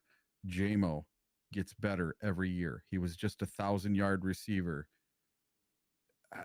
If he keeps his nose clean and doesn't get suspended, let's say he's got 1,200 yards. You know, a 1,200 yard receiver, that's great. And he was taken number 12 overall. So if you 5th-year option him, it's going to be quite expensive. It's And $15 million. and I'm wondering if you could get him for less than that by giving him a contract. Maybe you can't, maybe you can. I don't know his situation, but he's had a lot of issues, you know, and the Lions could use that against them in talks with him. So I think you could get him cheaper than if he just came out and was gangbusters. And so on that point, though, on the JMO point, Ben Johnson said something yesterday in one of his press conferences. It was with Chicago area radio something. I can't remember the name.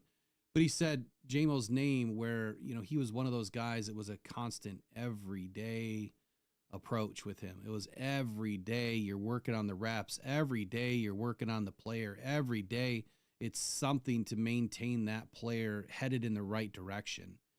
So you don't need that with Amon-Ra St. Brown. You don't need that with Penei Sewell. You don't need that with Jahmyr Gibbs or Sam Laporta or Jared Goff or, you know, or Lee McNeil.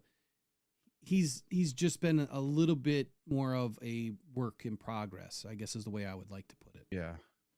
Yeah, I think with him though, I think you can get the hometown discount if you go ahead and give him a 3-year extension instead of doing the 5th-year option. He's one I think it kind of makes sense to go ahead and try to secure him early for a cheaper contract, because what if he goes off? What if he's a 1,500-yard receiver with the same amount of catches, but he plays all 17 games instead of being suspended for 2, because he's been fairly healthy since he got into the league. Yeah.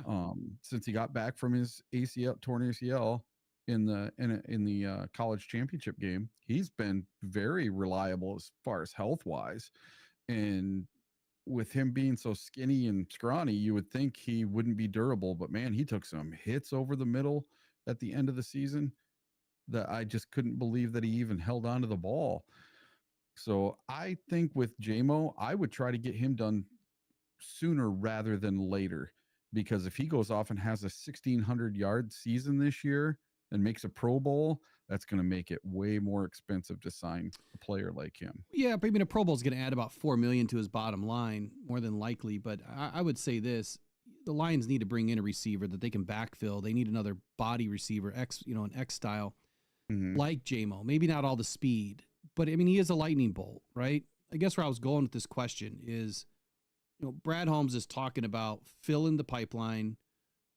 He ended up getting 4 first-round picks in 2023, in his opinion, even though they were picked in the second round. He got 2 first-round picks in the second that he had graded as first-round picks.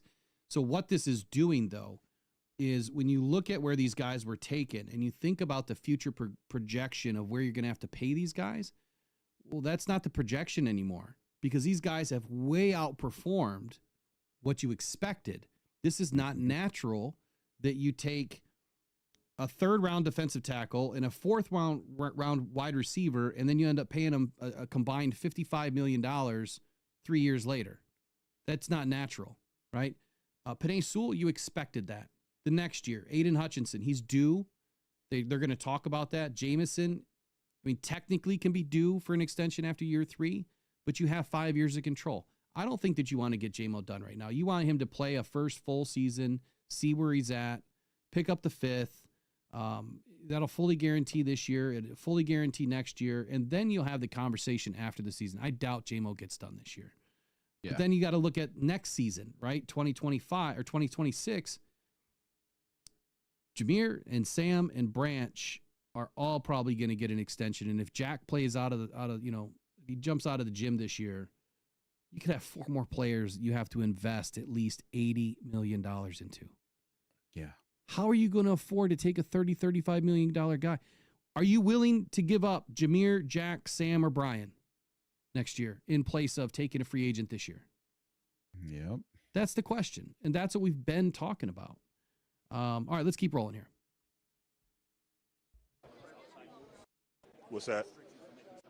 The green screen's not me. That's them? No, it doesn't. I mean, obviously the free agency component, because we have so much that's upcoming. I don't really foresee us being. I don't know what the line is of big free agency. I know that you guys have questioned me in the past about how much, what is a big spender in free agency. Well, a $6 million guy, $8 million, $10 million, $12 million. That's not pocket change, which we've done that in the past. So I don't know if that's the 15 to 20. I don't know what that number is, but obviously it does put a limit to how much you can actually spend externally in free agency when you're trying to keep your guys that because what you want to do is you want to keep the known good players, and you don't want to compromise them to overspend on unknowns.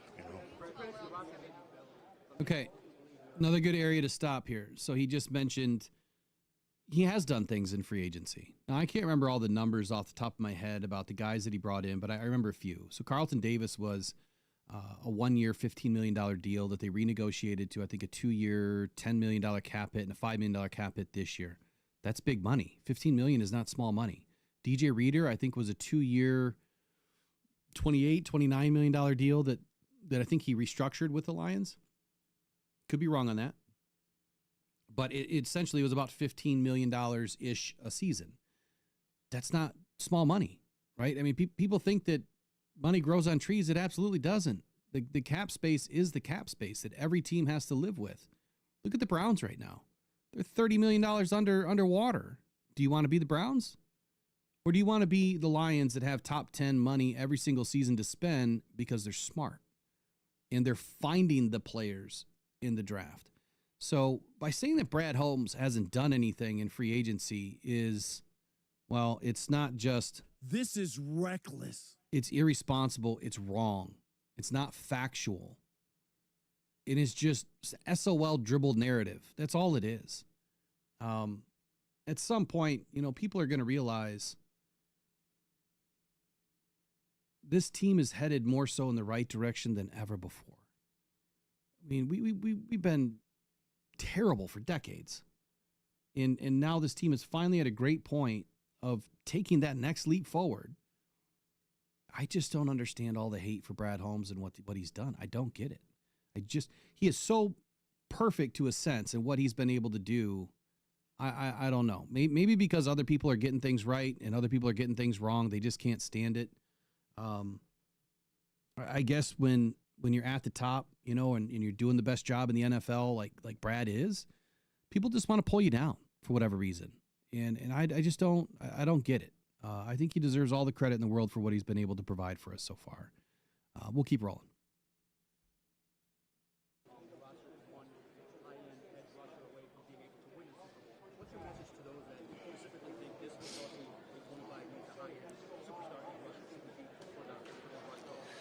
Well, why do you say one high end? Okay, so the question was asking, you already have like one superstar pass rusher in Aiden Hutchinson. I think it was like, are you just one more superstar pass rusher away, and why haven't you done it, or something to that effect? I know, but why do you stop at one high end edge rusher? Why not two or three or? Exactly. That's my point. Is, look, yes, I mean, I'm asking that in seriousness, but also transparently letting you know, like, look, we're not just looking for one high-end rusher. Well, we have a high-end rusher now. We want to have another one, yes, but we'd like to have 3 or 4 high-end rushers. But that's just not always the reality of what you're able to do. So it's definitely not being ignored. Look, I want to say all the conversations that I have with GMs, throughout the year when we're bouncing off each other, what you need or what we need to improve our roster. I can't remember a time where pass rushers ever been omitted. I mean, that's what everybody wants that. So, it's not going to be ignored. I don't know.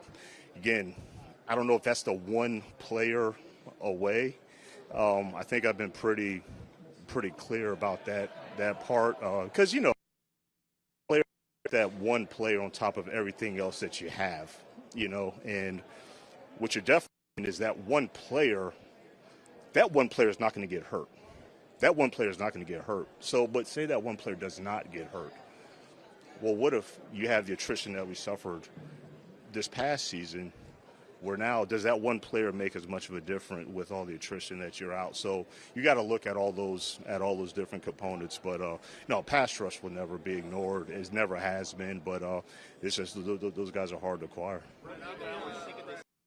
Okay, Eric, I'm just going to ask you what was your immediate thought when he said this? Dude, I want 7 or 8 pass rushers. So many damn broken bones going around. Let's just get 7 or 8 premium premier pass rushers, and then we'll win the Super Bowl. That's what need to happen. You heard it from Brad Holmes. He's going to draft all premium premier pass rushers.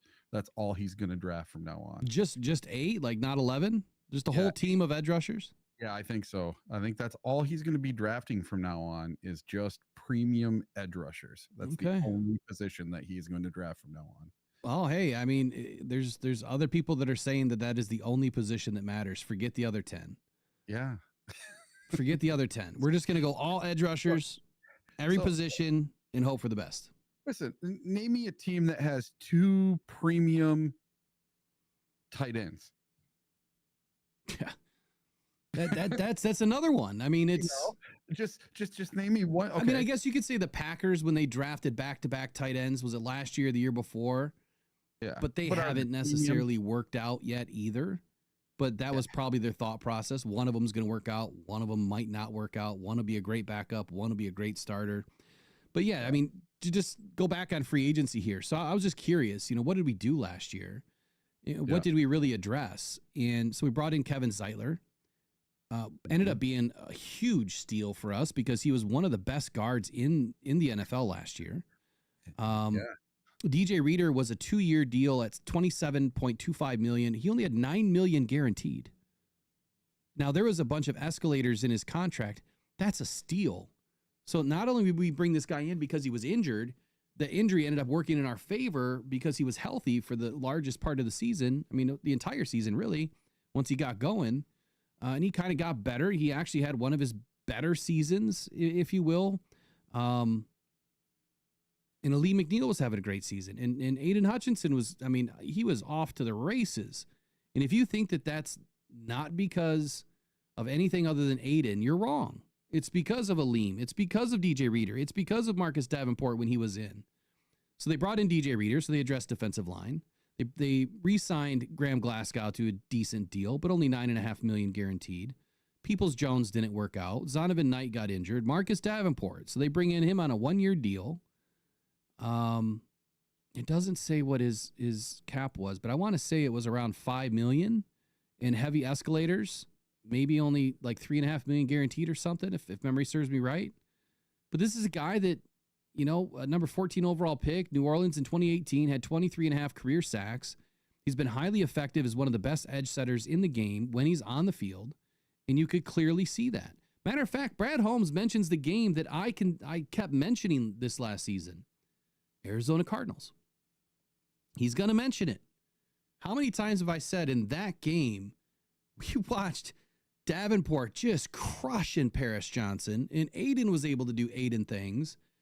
And it was one of the best games that I was watching defensively until Paris Johnson, in my opinion, and others intentionally injured Davenport. Brad Holmes highlighted this game in this press conference. I was miffed. I couldn't believe he brought up this game. But again, it goes back to the things that we identify here as a team on Rockhound Detroit Lions, that we're getting a few things right because it makes sense. When it makes sense, I mean, it just makes it right? Brought in Amik Robertson last year. Man, did he turn out to be a really solid pick. He warned us from the very beginning, I ain't no backup. Stop calling me a backup. And he proved it. He agreed to a 2-year deal worth just under $10 million. It could be worth up just under $11 million with incentives. Dude played incredibly well. So happy to have him on this team. Dan Skipper, always been a dog. Re-signed him. Khalil Dorsey, re-signed him. Scott Daly, we ended up getting rid of him. Brock Wright, re-signed him to a $12 million deal, I believe it was. 3-year, $12 million deal. Kendall Vildor, solid depth. The dude had, a $1.3 million deal. Nothing crazy. Craig Reynolds, always been solid depth. Coyote Wasika, James Houston, didn't work out. Just couldn't figure it out. So when you look at what we've done and what Brad has done, it's not that he's not signing guys. It's not that he's not addressing things. He addressed the offensive line last year with 2 picks or two free agents, Glasgow and Zeitler, that started the entire season or majority of the season. DJ Reader at defensive tackle started since week 2. And then he brings in Zadarius Smith at the trade deadline. Brought in Marcus Davenport in free agency, who I don't care what anybody says. Go watch the tape. You can disagree with me all day till you're blue in the face. If he would have stayed healthy, that was a rocket ship waiting to happen on that defensive line for Aiden and him together. It was fun to watch, and that's exactly why I love Nick Scorton, because he's a mirror image of what Marcus Davenport could do early stages in his career. So I'll back off of this. Let's keep rolling with Brad. Hold on. Go ahead. Oh, pause. Sorry. What I was going to say after this was, what have I been saying, with this whole situation is last year we had all the roster attrition, and it's kind of what I started with, a little while ago. Had we brought in Myles Garrett, Max Crosby, I don't care the name. Had we brought in any one of those guys and everybody still gets hurt but one of them, we're still not winning the Super Bowl. It's just not going to happen. Probably not winning the Commanders game. Hell, we might not even have won 15 games or the 1 seed. You just don't know. That one player is not going to put us over the edge. You know what put us over the edge, Eric? You already know the answer. Depth. That's what carried us through the season, was depth. And so when you continue to pound the drum on baseless claims, you're going to get fruitless results. But when you continue to backfill your team with good, high-quality picks that is depth, you can have a season like we did last year, which was the most amazing season we've ever had in Detroit. We didn't go as far as we wanted to, but that depth saved us last year. We would have had none of that depth had he not chosen those players in the draft and he had not brought those players back through free agency. Wouldn't have been here. So we'll keep listening. Yeah, look, I've always been kind of close to the vest about talking about strengths and weaknesses in the draft because it's very subjective.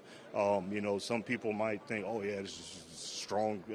Some people might think, no, it's not as strong. But, no, like this one here, me and Ray Adner were just kind of looking at the totality of just, it's a lot deeper than what we can remember, at least in the past couple years, and that's both inside and out for sure. How do you balance the idea of, like, you talk about the attrition you had, how do you balance, like, the guys that were hurt coming back with perceived need? Yeah, that's a really good question because, me and Dan are talking about it, like, when you're looking at, like, when you're trying to plan for free agency and, what you're trying to do, a lot of it is based on because of the injuries. Like, I was looking at our game versus Arizona. Was at like week 3, and we're looking at a free agent on the offensive side of the ball, and that was really the first time that I had seen our defense at that time, and it was like, wow, I forgot how good it was. Not saying there was not room for improvement. Of course it is. It always is. But, it was humming pretty good, both run and pass. But, when that attrition and a lot of long-term injuries, stuff that can go on through the season. So, yeah, that does affect it. So it's kind of like, man, I wish it was something like we just ignored something but injuries are part of the game. Everybody's dealing with it, and but it does affect some things that you wish you didn't have to do, but you got to do what's best for the team. So again, I highlighted the Arizona Cardinals game last year in a video, obviously speaking more about Marcus Davenport. But if you go back and watch that game, you will see how effective Davenport was, crushing that pocket, pushing everything over to Aiden, and allowing Aleem to do his work through the center of that defense as well. And the minute he's taken out of that game, yeah, we still win the game. But that's what he's talking about. That long season, roster attrition started. It really started in that game. And it never let up. It's like we didn't go through a week of losing one or two guys. It's just nuts. So, the thing that I hate seeing, it's like, we're pointing out all the facts, all the stats. Everything is staring you right in the face. And then you have people that say lack of pass rush killed us. No, it didn't. Lack of starters that were healthy is what killed us, not pass rush. I get heated when I see that stuff because it's like, how do you not see the facts? When Davenport and Aiden were in the game with DJ and Aleem, one of the best fronts in defense, rated as one of the best fronts in the defense, had some of the best pass rush win rates out of anybody in the NFL, but you're going to say pass rush lack thereof killed us?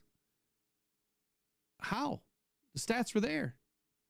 When Davenport exited, when Aiden exited, when Aleem exited, when Mabin exited, when Barnes exited, when the rest of the guys were gone. Malcolm Rodriguez, yeah, at that point, you don't have much of a pass rush, do you?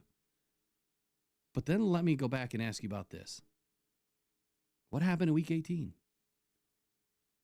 That was the best display of pass rush we had seen all season. And that was because of a very specific defense that they decided to dial up against a poor offensive line and a Sam Darnold that's not as mobile as what, he probably should have been. He was seeing ghosts. So again, it's not a lack of pass rush. It was a lack of players. Hold on. Okay, I'm going to get to you and then go ahead.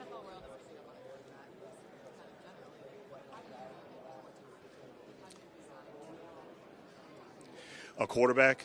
Yeah, I think it's case by case. When it comes to that position, you got to know the background and kind of what the history has been with. Are you speaking of like a young quarterback or like a veteran?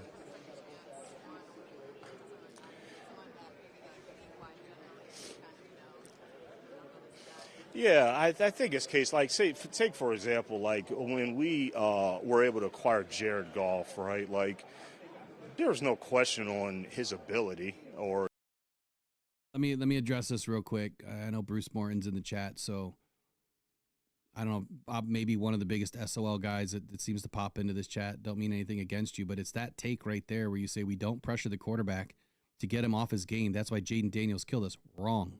It's completely wrong. Did you not learn anything from the Eagles? Did you not learn anything from the Super Bowl?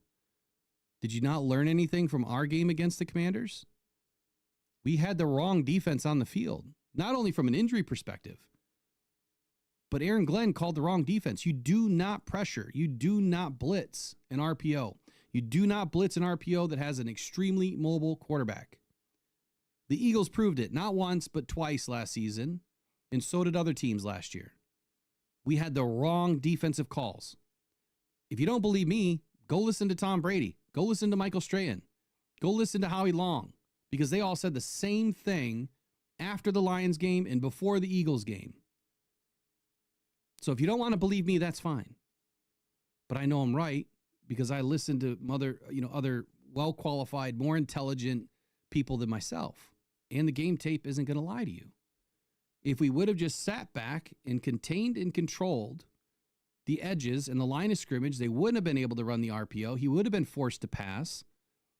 And it's the same thing that I said against Minnesota, was the opposite style. I wanted us to do the opposite against Minnesota. And if you go back and listen to that conversation with with Thor Nystrom, where I called the exact defense that they should run, they did. The Lions did against Minnesota. But there's a difference here. Minnesota doesn't run the RPO, and Sam Darnold isn't a dual threat or highly mobile quarterback. So there is instances where you want to pressure, where you want to send the blitz, but there's other games where you shouldn't be doing that.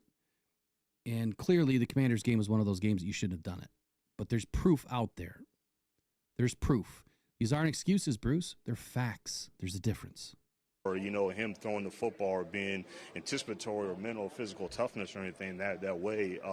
He just went through a period in his career where he had some lumps and he was going through a tough time, and it was advantageous for both of us, us and the Rams, that we were able to acquire a player that was still young, that was still developing, and obviously has gotten a lot better. But so you look at that where, okay, he's got upside, we were never looking at, well, this is a guy that is at the end, but take case of like a Hendon Hooker that we drafted where, if you look at his trajectory or his past, kind of every step of the way, whether it was Virginia Tech, it wasn't an immediate, boom, he's on fire, he's the guy. Like, it took him a little while at Virginia. He got to use him a little while, so, and I feel like he's kind of in a similar position now. So, so I think it's case by case, but you have to know the player, you have to know the situation that player's in, and you have to be convicted on the skill set as well. I did say that he was going to be next, so I'm not trying to. I don't want to get to everybody. Go ahead.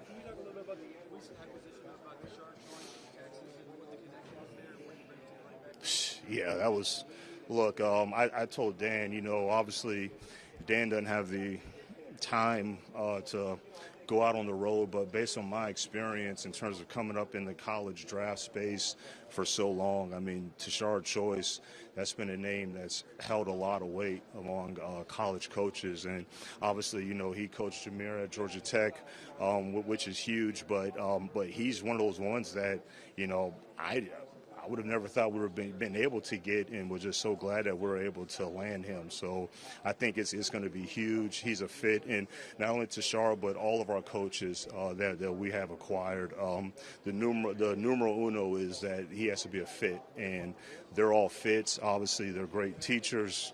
They're that passion to develop. They're great coaches, but they're fit. And so I just give Dan so much credit in terms of the patience that he displayed throughout this process. And when you lose two great coordinators like we did, and then other position coaches as well, to be able to add and replenish like we were able to, I thought that was just an incredible job by Dan.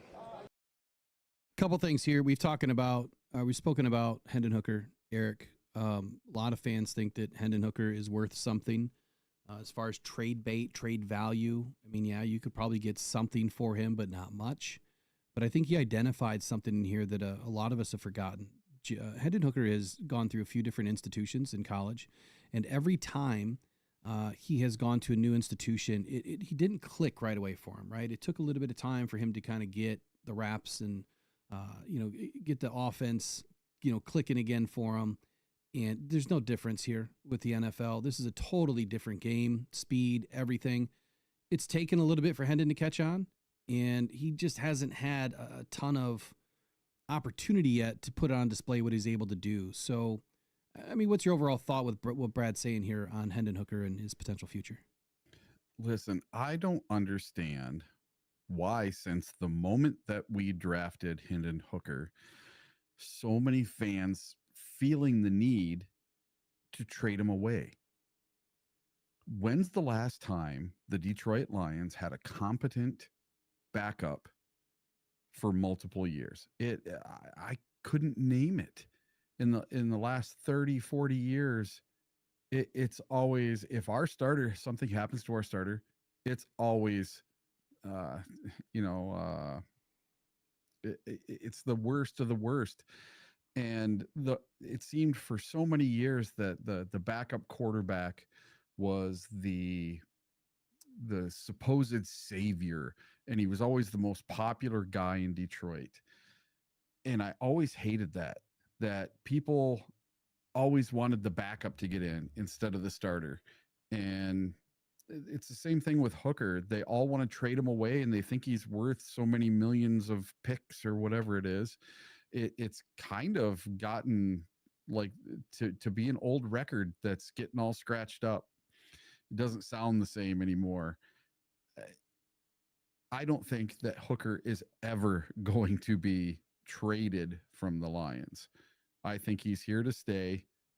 Why would you pick a guy in the third round that has a first-round talent, and you've groomed him for 2 years now. This is going to be his third season. Why would you groom him all this time just to trade him away, and then you have to try to get someone else? So you get someone else. You're going to get someone that's going to have to be in the first, second, or third round this year.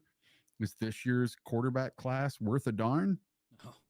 No, this is one of the worst quarterback classes in forever. Okay, so we can't get one there. So if you trade him away, you have nobody that you can draft to be a replacement. Now you're going to try to get a free agent instead. What free agent's going to be cheaper than Hendon Hooker's contract right now? And what free agent is going to be able to know our offense as well as Hendon Hooker? Yeah, I think there's some great points here, especially in the chat too, and obviously those points you just made are spot on, in my opinion. I agree. Art Vandelay says, I believe the idea to trade Hookers because the quarterback draft class is not good this year. I think that's a great point. I think that would add some more value to Hendon Hooker, simply because, of the perils that the quarterback class is this year. So Detroit Lions, bad guy, also had a good point here saying that the players coming back and being healthy makes us twice as dangerous. I only speak in reality, and that's the reality. Don't have to like it, haters. That is the truth, and that is the truth. So we went through more than half of this last season decimated on defense. All of these guys got a ton of snaps, right? Ton of extra work. Guys that weren't supposed to play that much. Not only do we have to bring all these guys back, they have to figure out who to keep in free agency and then add on to it and the draft. Yeah, you're darn right. This team is about to be way better than where it was last year simply because of what they went through last year. Roster attrition was no joke, but that gave all of these extra guys now great looks by Brad Holmes and Dan Campbell and the rest of the coaching staff to understand who that player is. And so now they'll be way more comfortable at bringing these guys back. So don't be surprised if some guys come back to this team that maybe you thought don't deserve to be here. I wanted to look up the Troy Aikman thing. Here's what Troy Aikman said. Troy Aikman was praised Washington Commanders quarterback Jaden Daniels as the most impressive player of the 2024 NFL season. I was the one that said he was going to be the best quarterback in the class. Clearly, those statements align. But then he noted this.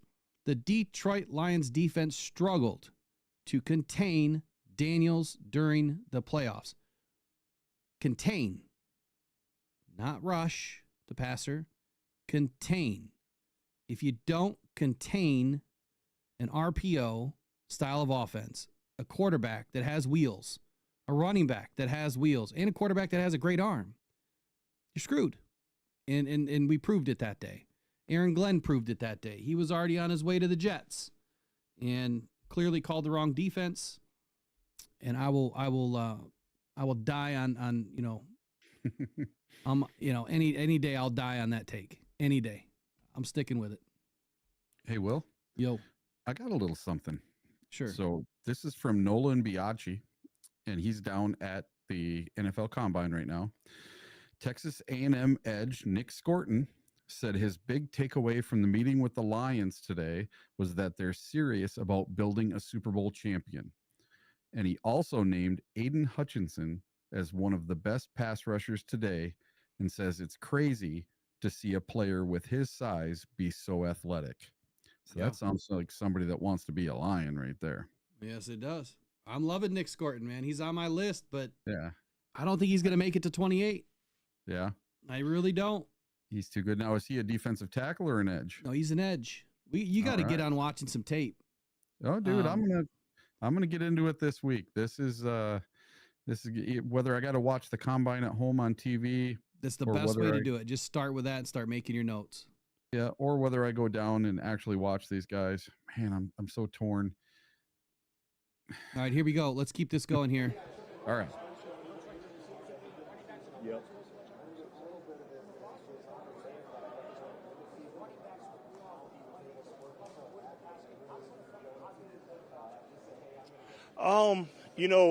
It doesn't really change. it didn't really change anything from a roster building standpoint. You know, you want to add as many explosive players as you can, regardless of which position it is, but it just kind of adds more firepower. Look, you know, yeah, I'm sure people love to have two Jahmyr Gibbs. You know, if you could, there's not a lot of those type of players around there, though. But yeah, you just want to add as many explosive players as you can. I think we have a lot of them, but and that's not going to stop us from looking to continue to add more.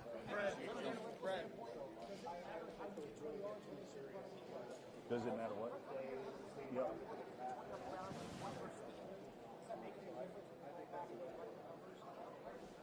To me, no, it does not. No, it's an explosive gain either way. So yeah. Yeah.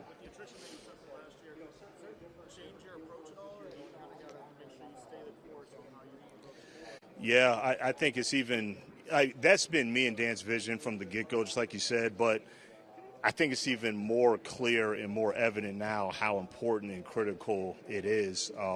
You know, the attrition that we face, you know, this past season, you know, being that, you know, we have the depth that we had and that we were so focused on.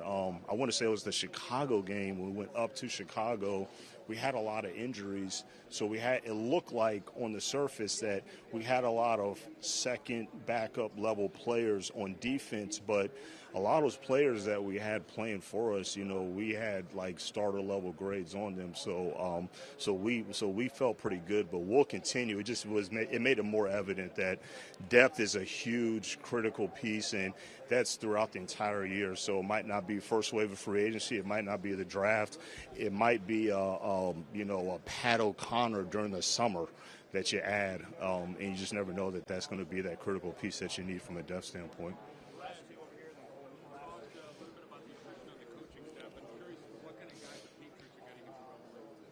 Oh, T, man, he is a obviously I'm probably a little biased. Obviously, he coached me in college, and I'm not just saying this because I've always been a fan of him. I do think he is, if not the best, one of the best defensive line coaches in the league, and he's such a master of fundamentals. He can teach it very, very well. He holds players accountable.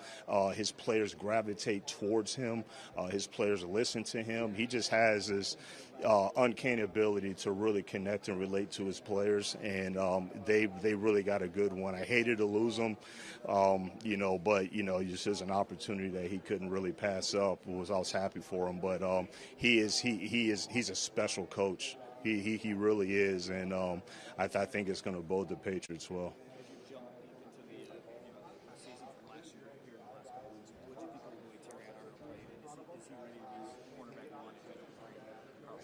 Yeah, he just has to keep, continue to work on his fundamentals from a technique standpoint. He's wired right. He's got the right attitude. Again, he took some lumps early, had some aggressive penalties early year. Like I said, at the end of the season, I did think the water's kind of calmed, kind of halfway through. But and he's a very coachable player. He cares. He's passionate. He's prideful. So he's going to do the necessary things to continue making. He wants to be a great player. We want to be a great player. So I have no doubt that he's going to continue to develop. I thought Deshae did a great job with him, and I expect no different. But got a lot of excitement for Terry on.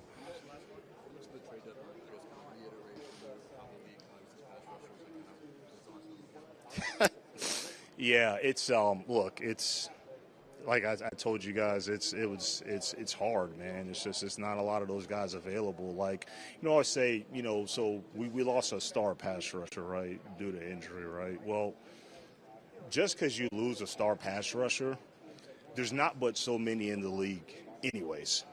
And so just because we lost a star pass rusher due to injury, that doesn't mean that other teams are going to say, hey, we have a star pass rusher. I know you lost one, but we have one. Would you like to have this one? No, that's a star pass rusher for that team, and they're trying to win games. So, and it's not just a trade deadline. It's, free agency and during the year. Like, those guys are hard to find. That's why it's in position. No, but yeah, it's those guys are hard to acquire, and it's hard to keep them financially. Again, we have one that's due for an extension, and we've already kind of got into the planning stages about him already. And so when you talk about adding another one, it's like, oh, well, all right, can you financially add another one, because you want to add the other one on top of everything else that you have, and that makes it tough. Huh? Probably not. Yeah. All right. Thanks. Yeah. All right. Okay, so at the very end there, he was asked another question, of course, about pass rusher, and it obviously explained, we lost our star. I think Brad didn't mean what he was saying there to a degree, because we lost Aiden, but then we bring in Za'Darius. I wonder how Za'Darius feels after he made that comment.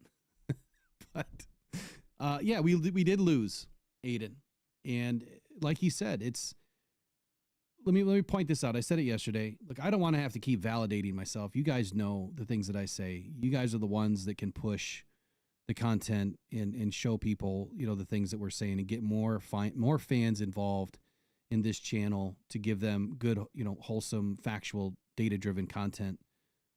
Just a few weeks ago, I did a long segment. Matter of fact, it might have been called Blaming Brad Holmes or Stop Blaming Brad Holmes, where I'm talking about the same thing. Matter of fact, that was the video or the morning show, where I'm talking about the same thing that Brad just said it almost verbatim, where I said, look, you lose one, you go start asking teams about their availability. Hell no, they're not going to give you their pass rusher.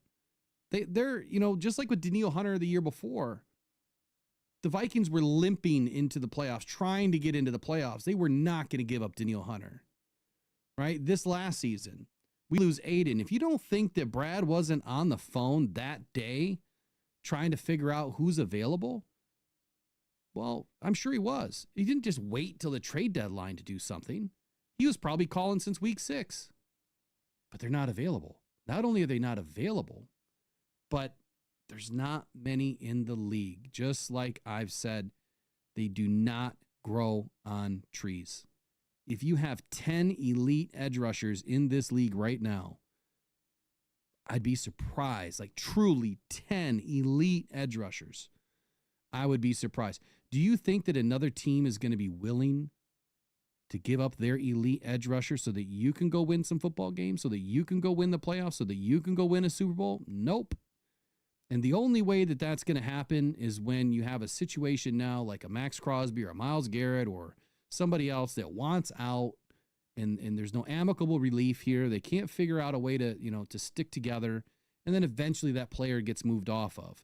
But that doesn't mean he's going to be a Detroit Lion. So, again, I've said all this stuff till I'm blue in the face. I've said some of the exact same things that Brad has said well before Brad has said it. And I think that, again, that it lends to the credibility of what we do here. I also feel that it lends to the facts of the situation, that just because you think a player is available or right for your team doesn't mean that it's going to happen. Doesn't mean that they're even available. Doesn't mean that it's possible. Doesn't mean that Brad Holmes missed on something. And then at the very end, where that individual said, from what I could hear, are you going to get another top tier pass rusher? And he laughed and he said, probably not. Part of that is because you have Aiden. You want to pay Aiden, right? You guys want to keep Aiden. Well, if you want to keep Aiden and you want to pay him what's probably going to be 30 plus million, how are you going to stack another 30 plus million on that? Go listen to what Aiden said. Aiden just said it on the Lautner podcast, where it's unlikely that a team out there is going to stack 2 top tier edge rushers on a team. It doesn't happen because of the pay scale. So if Aiden is telling you that, you don't have to even believe me or Eric or anybody else. If he's telling you that, believe it, because it's highly unlikely to happen. I guess, what was your overall takeaway on his press conference? He's just telling you what he's been saying for 4 years now. This is year 5 of his reign as GM of the Detroit Lions. There's a reason that Brad Holmes has been voted GM of the year in back-to-back seasons. And it is because of the moves he makes. And I truly believe it's because he waits for the marshmallow. He doesn't just take the first deal that's right out in front of him. He's preparing for future years, not just for this year. So, like somebody was saying in the chat, one of our dissenters there, that the Bears are going to be in first place, and then the Packers are going to be in second, the Vikings are going to be third, and the Lions are going to be in fourth place. That's not the way this works. If you look at the progression from year 1 to year 4, the Lions went 3-13-1, then they went 9-8, then they went 12-5, and then they went 15-2. So year over year over year over year, we have done nothing but win more games. So what makes you think we're going to go from 15-2 all the way back to fourth place in the division? That will not happen. I guarantee that right now. I would bet my house on it. But Brad Holmes overall, he has told you from day one what he's going to do, and that's what he does. And I don't know why people can't get it through their heads that he doesn't lie. Him and Dan Campbell, that neither one of them do. They tell you exactly what they're going to do, and that's exactly what they do. The only time you see big surprises out of Brad and Dan is during the draft, because they do trades and they move up and move down, and they may take players that you just don't see or don't have on your roadmap for the draft. So they have a different roadmap. They have their own list for the draft of the players, and they list them from best player to worst player, and they just go down their list, and their list just doesn't match up with your list. Yeah, theirs is vertical. Like everyone else is horizontal. Theirs is vertical. Yeah. It's way different. Yeah. And theirs isn't necessarily the dude that ran the fastest 40.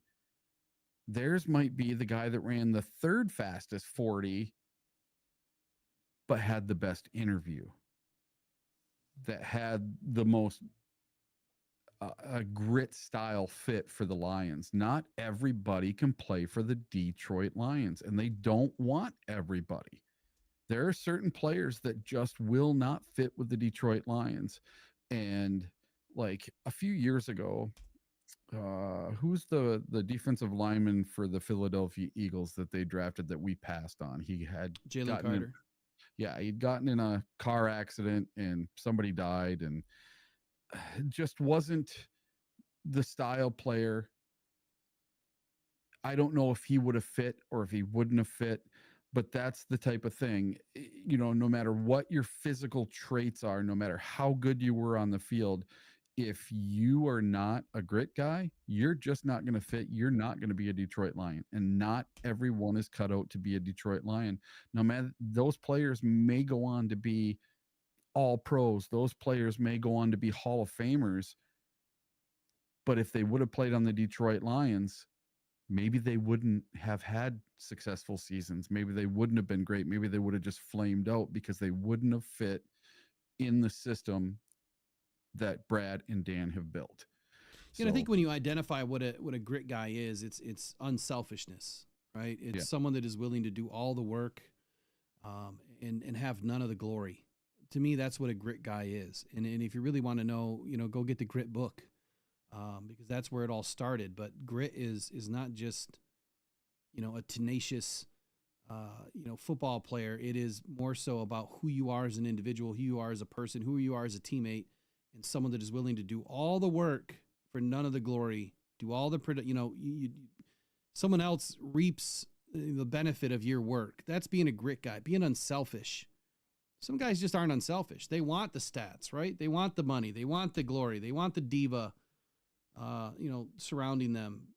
That's not a Lion. They want guys that are going to go in and work hard and not care about anything else but winning football games, not winning the stat lines. So when you look at edge rushers last year, prior to the season, I saved this from last year, heading into end of May, post the draft, everything, getting into OTAs, the top tier edge rushers ranked to start the season was Myles Garrett, Micah Parsons at number 2, Nick Bosa, TJ Watt, Max Crosby, Aiden Hutchinson at number 6, Khalil Mack at number 7, Josh Allen at number 8. Trey Hendrickson at 9. Jalen Phillips at 10. Rashawn Gary at 11. DeMarcus Lawrence at 12. Joey Bosa at 13. Bryce Huff at 14. Bradley Chubb at 15. Danielle Hunter at 16. Zadarius Smith, 17. So according to this list, we have 2 top 17 edge rushers on our team right now. Did Brad Holmes miss?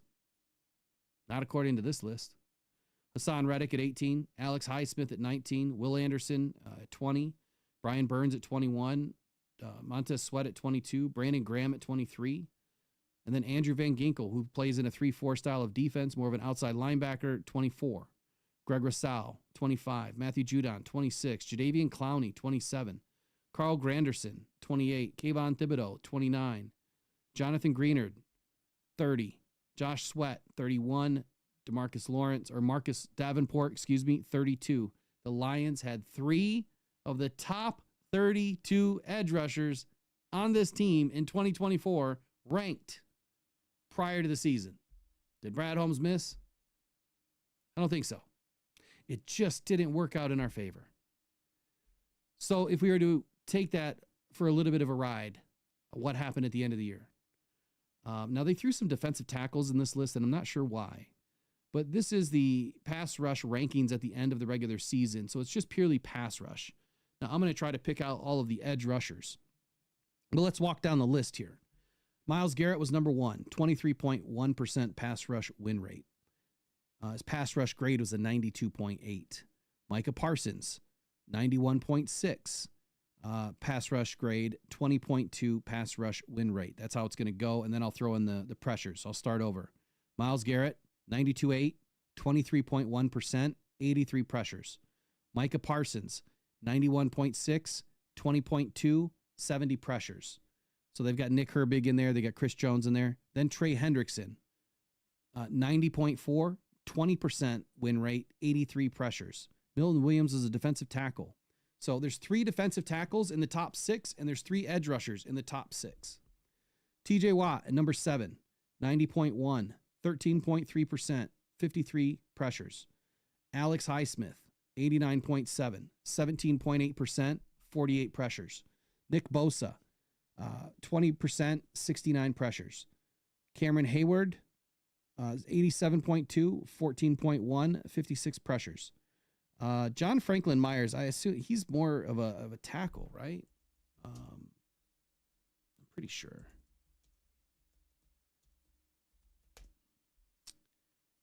He's listed as a D end. Okay. So then it was John Myers, 84.3, 18.4, and 53 pressures. And then Jared Verse, the guy that I said was going to be the best edge rusher out of the draft last year that I wanted the Lions to take somehow. Well, they got beat out by the Rams. Sucks, but hey, imagine what could have been. Then Josh Hines Allen, 83.4, 15.9, 63 pressures. Then Von Miller for the Bills. Then Brian Burns, Moro Ojimo for the Eagles, 18% win rate, 31 pressures. Jalen Carter, another defensive tackle in the top 20. Dexter Lawrence, 12.5%, 36 pressures. Danielle Hunter, number 21 on this list. Overall grade 80.7, 16.2% win rate, 66 pressures. He had, I don't know why they didn't put the sacks in here. But let me throw this at you. And I'm going to go finish the rest of this list here to get to the top 32. But Danielle Hunter, I'm going to stop here for 1 second. Everyone that was clamoring, a lot of the same SOL fans that are clamoring today for Brad Holmes to do something, we're clamoring for who? Danielle Hunter. I'm sorry. Did the Texans win the Super Bowl last year? They didn't. But we were one defensive end away from winning a Super Bowl. And if we would have got Danielle Hunter, we would have won, right?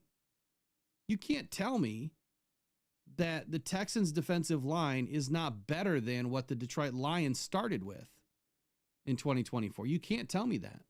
And you can't tell me that their linebacker room wasn't better. They should have had one of the best defenses in the NFL last year. Why didn't it work out? Come on, people. These are facts. All right, let's talk about a couple of other guys. Chop Robinson, a lot of people thought that I was crazy I said that Chop should have been a first-round grade, going to be one of the best linebackers in the draft. He was number 25 on this list. Then we had a Lee McNeil at 28. And then guess who? Zadarius Smith at 31. Now, Aiden didn't make this list because he didn't play enough snaps. But yeah, he would have had high pressure rate, a high pass rush win rate and a high pass rush grade, but he didn't play enough snaps. That's why he's not on this list. And so again, when you look at a player like Aiden and you say, man, but you look at his stats from last year and his grading, you have to take in consideration that there was 11 more games to play. Those stats would have filtered down a little bit, maybe, or maybe not. Who knows? We don't know. But we have a Lee McNeil and Zadarius Smith on this list, and I don't think that that is a mistake.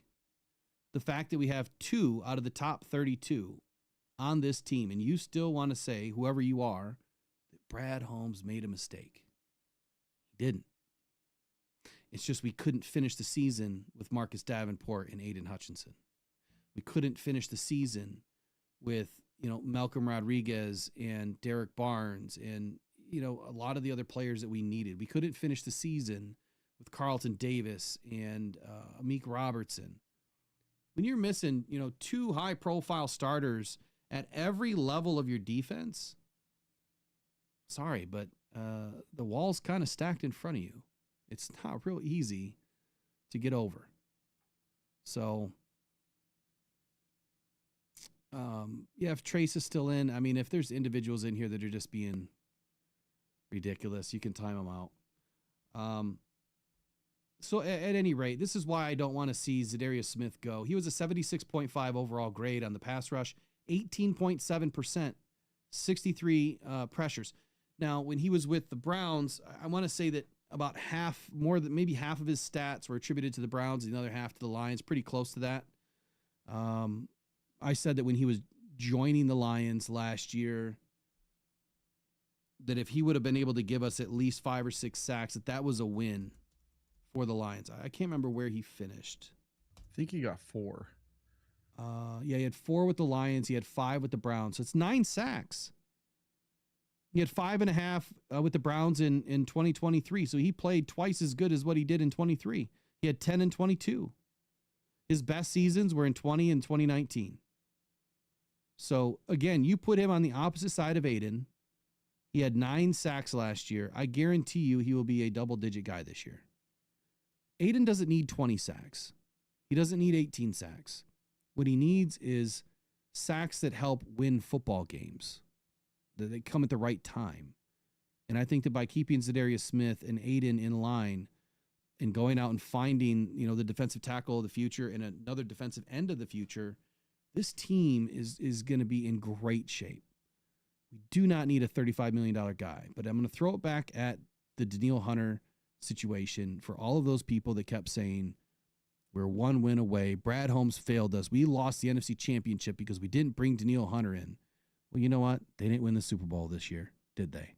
So that clearly wasn't the answer. And what I was saying is when you bring players in, and what Brad was saying, when you bring players in that you don't know how they fit yet, you don't know what they're going to do, but we know what this guy's doing. We know what Zadarius Smith just did this year.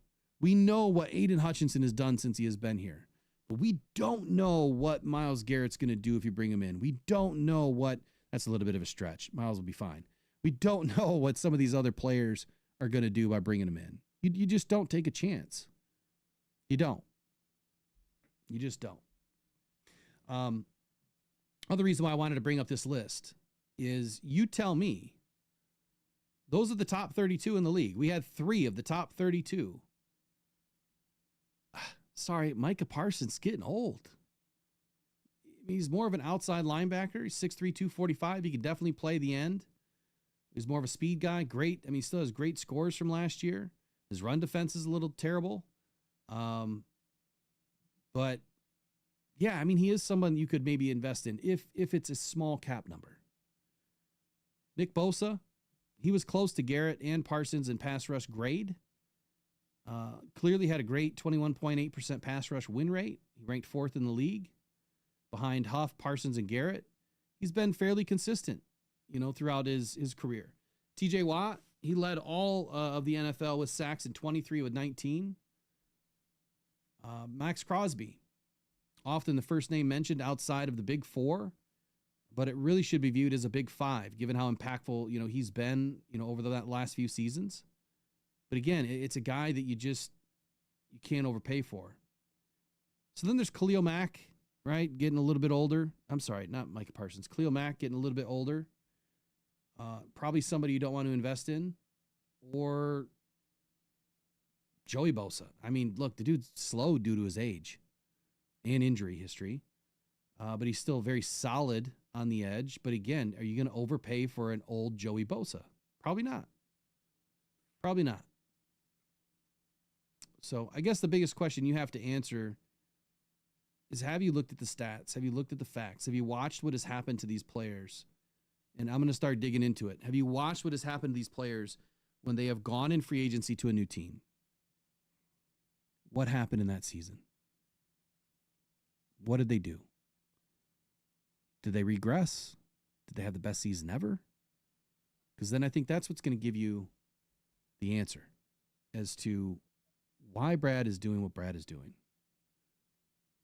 All right, let's wrap this up today. What do you want to wrap it up with?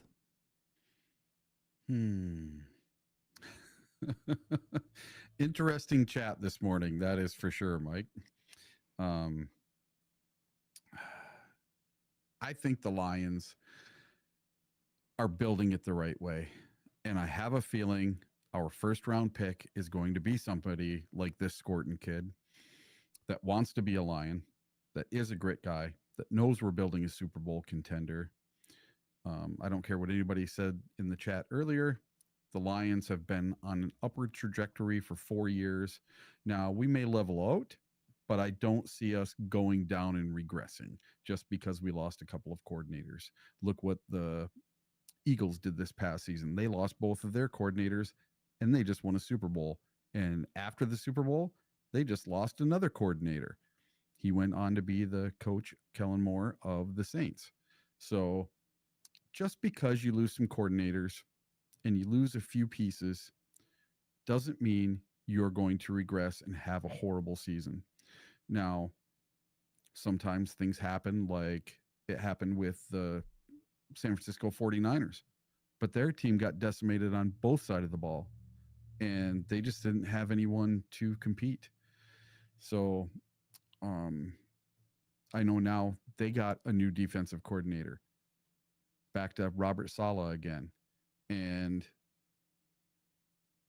listen, I don't think we're going to take the path that the 49ers did, because the 49ers, they were in trouble financially before this season, and they're going to be in financial trouble for a couple seasons now. I don't think the Lions are going to put themselves in that position. They're always feeding the pipeline with guys from the draft, which are cheaper, keep costs down, and then you can re-sign your best players. And there are eventually going to be a few that can't make it, possibly a Kirby Joseph. But Kirby came out this week and said he wants to be a Lion for life. So we'll see what happens coming up in the next couple of months. Yeah, there's a lot. There's a lot to unpack, but this is the week that it starts to unfold. This is another layer in the process where I do believe the work that I'm going to be putting in, this week and next week, I'm hoping that we get a lot of people in, because this is where I started to turn the last couple of seasons, not only to some good high quality content, but it's kind of, it's more statistical driven. So it can get a little boring at times, but if you really chew it and listen to it and then try to apply it to what the Lions are doing this year and how the season ends up, I think when you go back and look at it, you'll be like, oh, okay, I see what he was talking about. Maybe it makes no sense now, but it will later. So a lot of work to do, a lot to unpack, a lot of tape to watch, a lot of combine to watch. I am planning to go down tomorrow. I'm not feeling the greatest today, but as long as I feel fine today, or tonight, I'll be going in the morning. I at least need to see the defensive line. That's the only thing that I really need to see. I want to see the offensive line too, but the defensive line is the only thing that really matters to me, because I do believe we are going to spend some resources there. Linebacker, defensive end, defensive line, defensive tackle. especially because it's so deep. Right now, your Detroit Lions have 51.9 million in cap space. I'm not sure on the effective cap on that. Lions have spent 144 million on the offense, 83 million on the defense. That number is going to level out once you start seeing players like Aiden Hutchinson, Kirby, if they get Kirby done, Brian Branch next year. Those guys are going to start to level out the imbalance here. And I think that when you look at these numbers, people will say, well, see, Brad's not addressing the defense. No, Brad's just been smart. Brad's been super smart with the way that these contracts have been handed out and when they start to hit. You got to remember that players like Amon-Ra St. Brown, Jared Goff, their contracts are really going to start to hit next season. Lions have some work to do. I'm not going to lie. Like there's some holes to punch this year. There's some holes to punch, and they're going to have to do it the right way. When I look at next year, we already have 30 players signed, and we only have 27 million in cap space next year. So let's just say we get another 30 million next year. Right now, today, the Lions would have 27 plus that 30, call it 57 million next year. That's it. And you can kiss 12 of that goodbye to the draft. So let's just call it, 48 million that they'd probably have to spend next year. So what I'm going to end with is, how are you going to pay Aiden, pay Kirby, next year pay Branch, possibly pay J-Mo, pay Sam Laporta, definitely paying Jahmyr Gibbs? How are you going to do all of that when next year you only have 27 million bucks in cap space right now? It is not possible. You're going to kick the can? Sure. Yep, that contract for those guys may not hit until 27 or 28. But then that credit card bill, like Michael Lukey said earlier, is going to come due too. Keep these things on the front of your brain.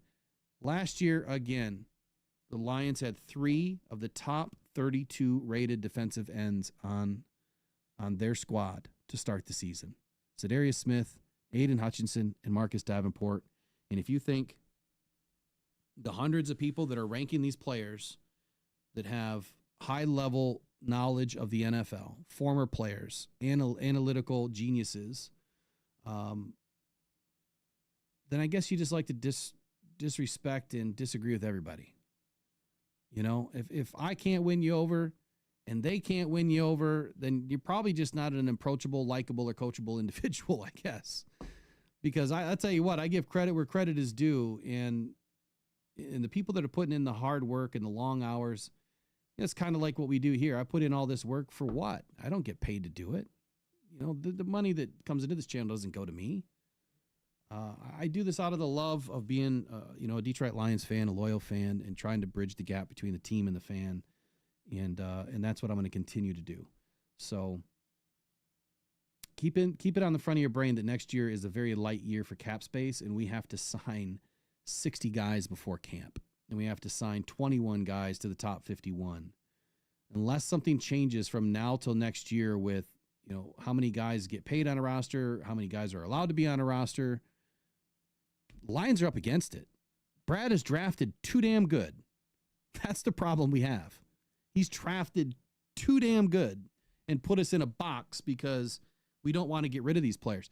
So I'm going to throw one last thing to chew on. Ashton Genty. One of the most incredible running backs that I've seen in a long time. He is a one of one, just like Jahmyr Gibbs. If you think that stacking edge rushers is the most important, why not stack your running backs? Could you imagine an Ashton Genty and a Jahmyr Gibbs rotation? Holy cow. Nobody would be able to stop this squad. And if you had Ashton Genty, David Montgomery, and Jahmyr Gibbs, holy smokes. You want to talk about an offense that's going to win, man, you wouldn't be able to keep those guys out of the end zone. Stack them like cordwood. Right? So Ashton Genty, you guys better go watch his tape if you haven't already. This guy is electric. No, I don't think he's going to become a Detroit Lion, but You heard it here first. yeah. Yeah. All right, let's sign off for another day. I don't know if we're going to have a show in the morning simply because I'll be headed hopefully to the combine. I don't know if Eric's going to make it, but if he's going to make it, obviously we won't be on. But we'll try to figure that out right after the show today to see what's going to happen for tomorrow. So we'll see you guys tomorrow morning, possibly. Otherwise, I plan on doing a late show when I get back from the combine, or if I stay down and only make one day, we'll figure it out. So just pay attention to the thumbnails. If it pops up, we're on. If it doesn't, we're not. Have a good day. Go Lions. Go on Pride. We'll see you guys in the next one. Detroit.